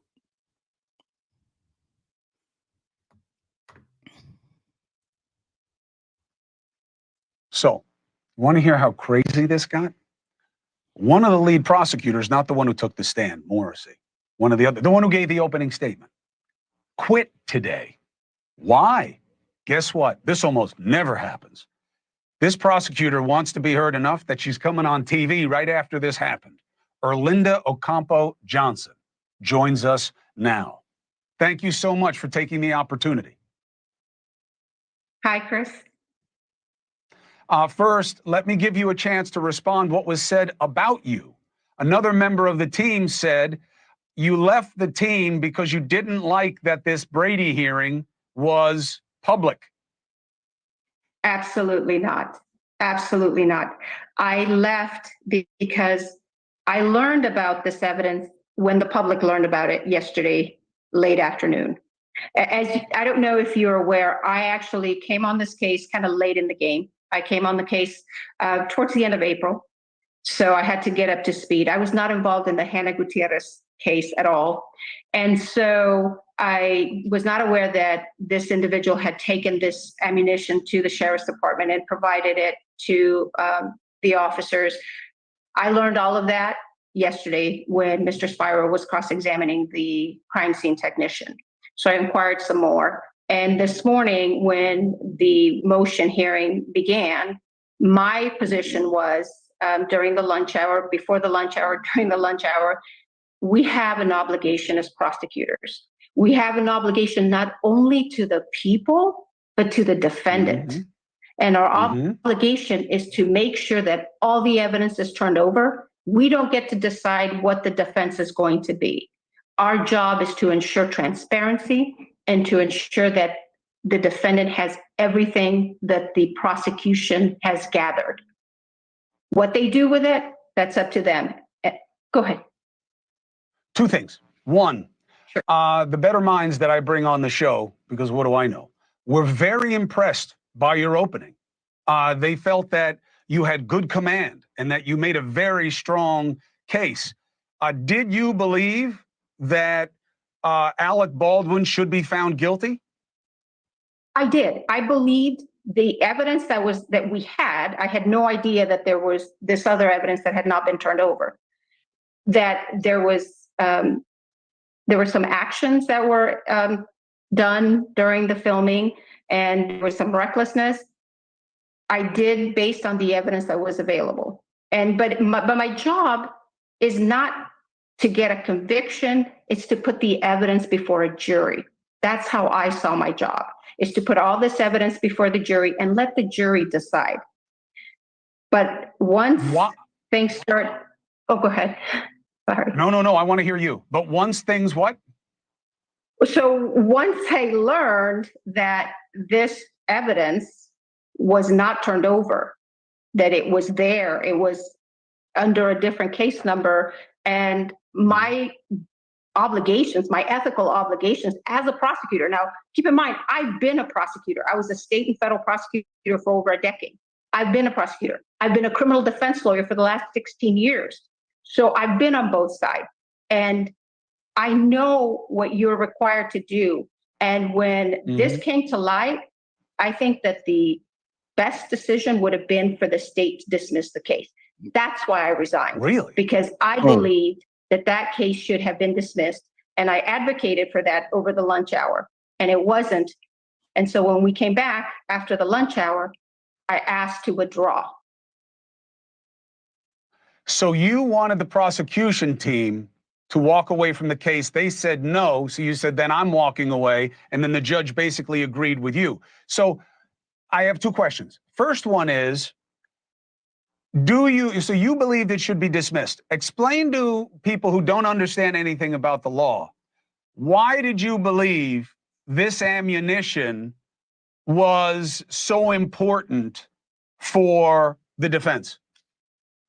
So obviously, you're a lawyer, I think. Brady versus Maryland imposes requirements on the prosecution to turn over evidence. The rules of criminal procedure impose those requirements, those duties as well. So is the evidence material? That's number one. How timely is the disclosure? Without question, this was grossly untimely. Number two, is it material? So the question is, could the defense have made some use of this evidence in their defense? And like I said, we as prosecutors do not get to make that decision, what the defense is going to be. It's can the defense use this, and could it potentially raise some sort of reasonable doubt? And you have to step back. You're not an advocate. As a prosecutor, you're not an advocate. You are there to present the facts and to present the evidence. And your job is, and that's why I took this case on. I agreed to come on board, is because there was a woman who was killed. No question about it. This was tragic. And something happened. And a jury needed to make that decision. And so I believe in the system. And unfortunately, something went horribly wrong here, and I was not aware of it. And when I did become aware of it, my ethical obligations dictated that I advocate for a dismissal. So let's talk about what went wrong, okay? And you guys at home can Google Brady versus Maryland. It's a 1963 case that basically just goes to things that either could be exculpatory, meaning it's evidence that the defense could use to show it wasn't them, or what they call impeachment, which is evidence that the defense could use to show that one of the witnesses for the prosecution is full of it. Okay, basically that's what Brady was. They call it Brady material. Your co-counsel says you have it wrong, that this ammunition, she knew about it, obviously, and she says, nah, it didn't have any real value. It had no resemblance to the ammunition that is involved in Alec Baldwin's case. Why would I turn it over? Well, at the end of the day, a jury could have believed that, but our obligations are to turn all evidence over that could potentially be used by the defense in their defense. It's not for us to decide what is the defense going to be. It's not for us to say, well, his defense was he didn't pull the trigger. So his defense is not. I got you. But here's the tough question. The suggestion, not from you, from me, is that this may have been in bad faith. Your co-counsel knew about this. She was willing to get on the stand, take the oath, and say, I didn't see any value here. Defense counsel and you echo the same standard. You don't get to decide whether or not it has value. She says, yes, I do. Otherwise, how do I know what to turn over? And I thought this didn't meet the standard. What is the standard, and why do you believe co-counsel got it wrong? Well, this is a lot to process. Obviously, I learned about this yesterday evening. But just in looking at, the first time I look at this evidence was this morning, because it was brought over to court. I think, as you saw, the judge had them open the envelope. And so there were 3 rounds that looked very similar to the live rounds that were found on the set of Rust. Thinking as a defense attorney, I'm thinking the defense could have argued Hannah Gutierrez-Reed was a great armorer. She was completely competent, and there was sabotage. So you have that potential sabotage angle. So then at that point, potentially those 3 rounds do become potentially exculpatory. But the point is, it should have been turned over. It wasn't turned over. And you think it met the standard? Any way you look at it, it should have been turned over. It was enough for you to step away. I want to ask you about the case now that it's dismissed, because I didn't understand why you guys brought it. I thought it was totally political. I thought if this guy's name wasn't Alec Baldwin, if it was Alec McIntosh, he wouldn't be there. That he pissed off the prosecutors early on by what he was saying, and they wanted to get him. Why am I wrong? Well, first of all, I was not involved in the charging decisions. I will tell you that based on my evaluation of the evidence that I was privy to and that I saw when I came on board on this case, was that there were numerous clips from the filming on the set that showed that Mr. Baldwin, unfortunately, did engage in some horseplay with this gun. For example, one individual who was interviewed by the OSHA investigators and testified or gave an interview that there was a time that he allowed Mr. Baldwin to use him kind of as a target, to shoot blanks at him, at his person. And obviously these are real guns. You don't do that with real guns. So there's on a movie set? But isn't that exactly what they do on a movie set? Well, no, you don't use another person as a target, as a human target. So that could potentially be reckless. And so, he wasn't charged with intentional homicide. There's no question, for me, there's no question Mr. Baldwin did not intend to do this. But the question is, was there wanton and recklessness? And so that's why I did believe in the case. I had no idea that this other evidence had not been turned over. That is very clear. And I've told the audience, this is not about you. That's a separate prosecutor who seemed to know about it. We've showed her on screen. Her name is Morrissey. It is not you. I just want to ask you, I have two more questions. The first one is, I still don't buy it. I don't understand how on a movie set, you should have a reasonable expectation that you might have live ammo in the weapon. But why? Why would you have that as a reasonable expectation? That's actually because remember, there are the SAG guidelines. There's bulletins, safety bulletins that dictate even if you're an actor, even if you're on a movie set, you treat a real firearm as though it's always loaded, never pointed at another person, and don't put your finger on the trigger until you're ready to shoot. Those are cardinal firearm handling safety rules. So yes, did I believe that there was some inappropriate behavior with regard to handling this gun? I do.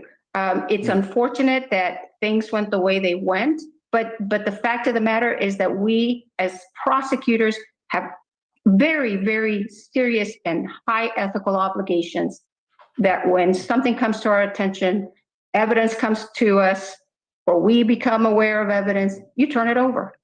You don't decide.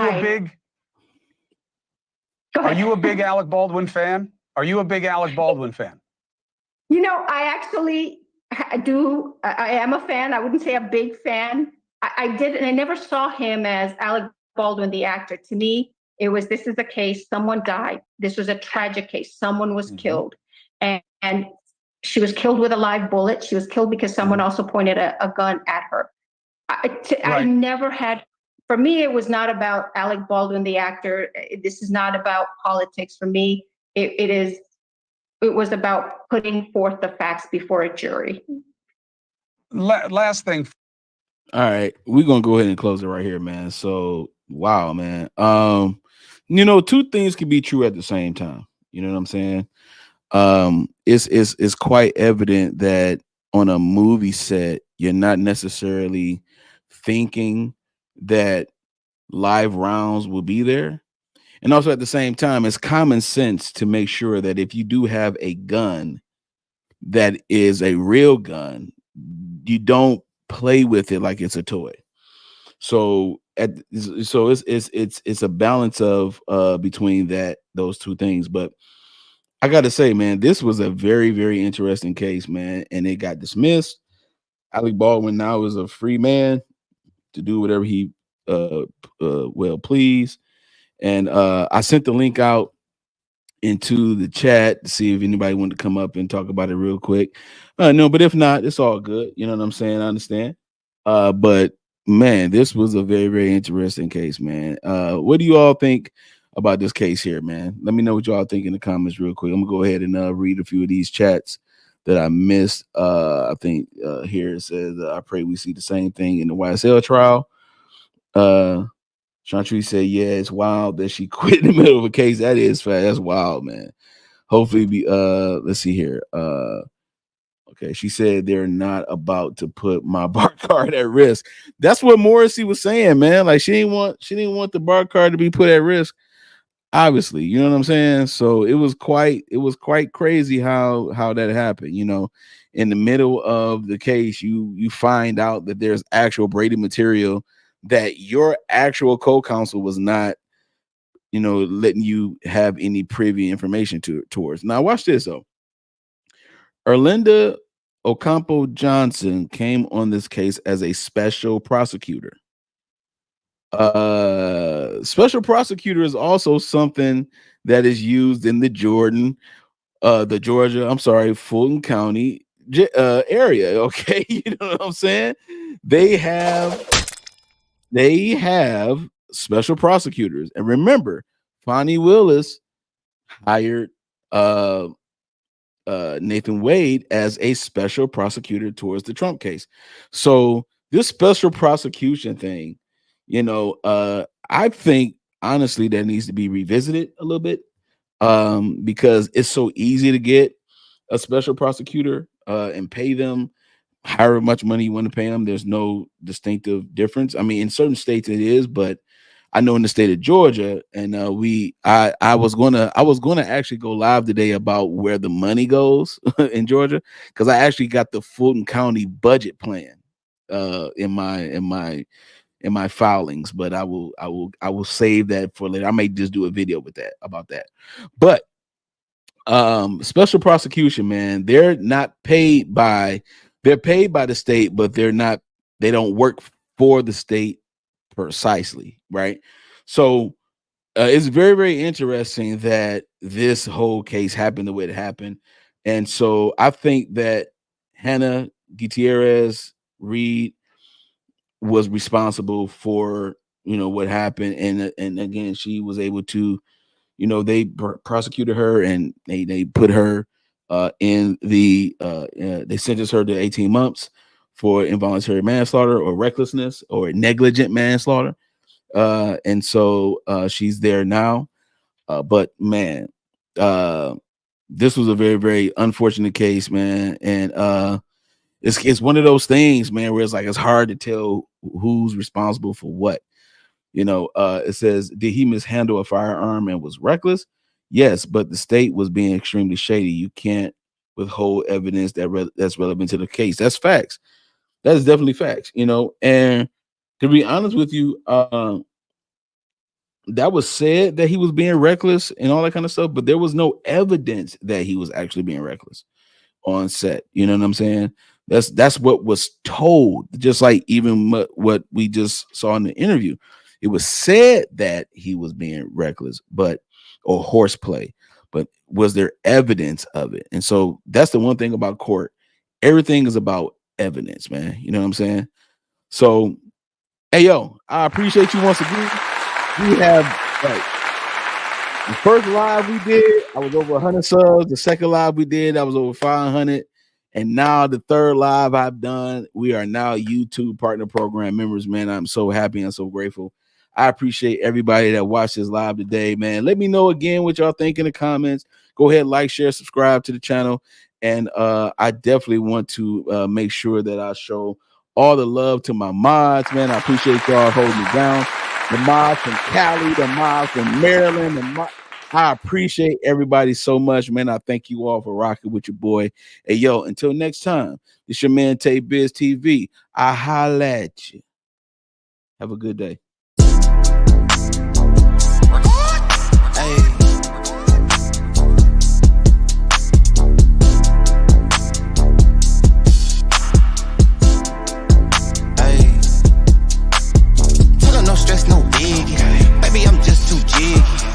I brought that with me. Case they get too iffy. Baby, don't stress, don't sweat it. Put it all on my daddy. Know how I'm coming. And they know what we hate. Run around through that left side, low end. All of mine need more wins. If you got beef, don't come out. Cause my young hitter might go in. Uptown GN. Working all through my weekend. Hoping these don't show out. Cause all of my hitters too deep in. With the boy, I'm so ashamed. Ain't worried about long as my money and my green. Baby, I ain't got work tomorrow. Tell me what the business is. Ain't about no club hop. I'm trying to start some businesses. Shorty, you thought it was, they better know it's not that. Talking all that online, they knowing that it's not fake. Sliding through my hood, I make maneuvers like a Uber, baby. Got a 10-year plan, these can't tell what they doing lately. And I'm way too clean, I'm Listerine, I thought they been knew it. All in my lungs, I got my red cup full of that Henny fluid. Young middle Mad Mac, I'm swinging that leg, I'm banging that do or die. And I ain't that bleedly before I get crucified. Living in my bloodline, this place in my family tree.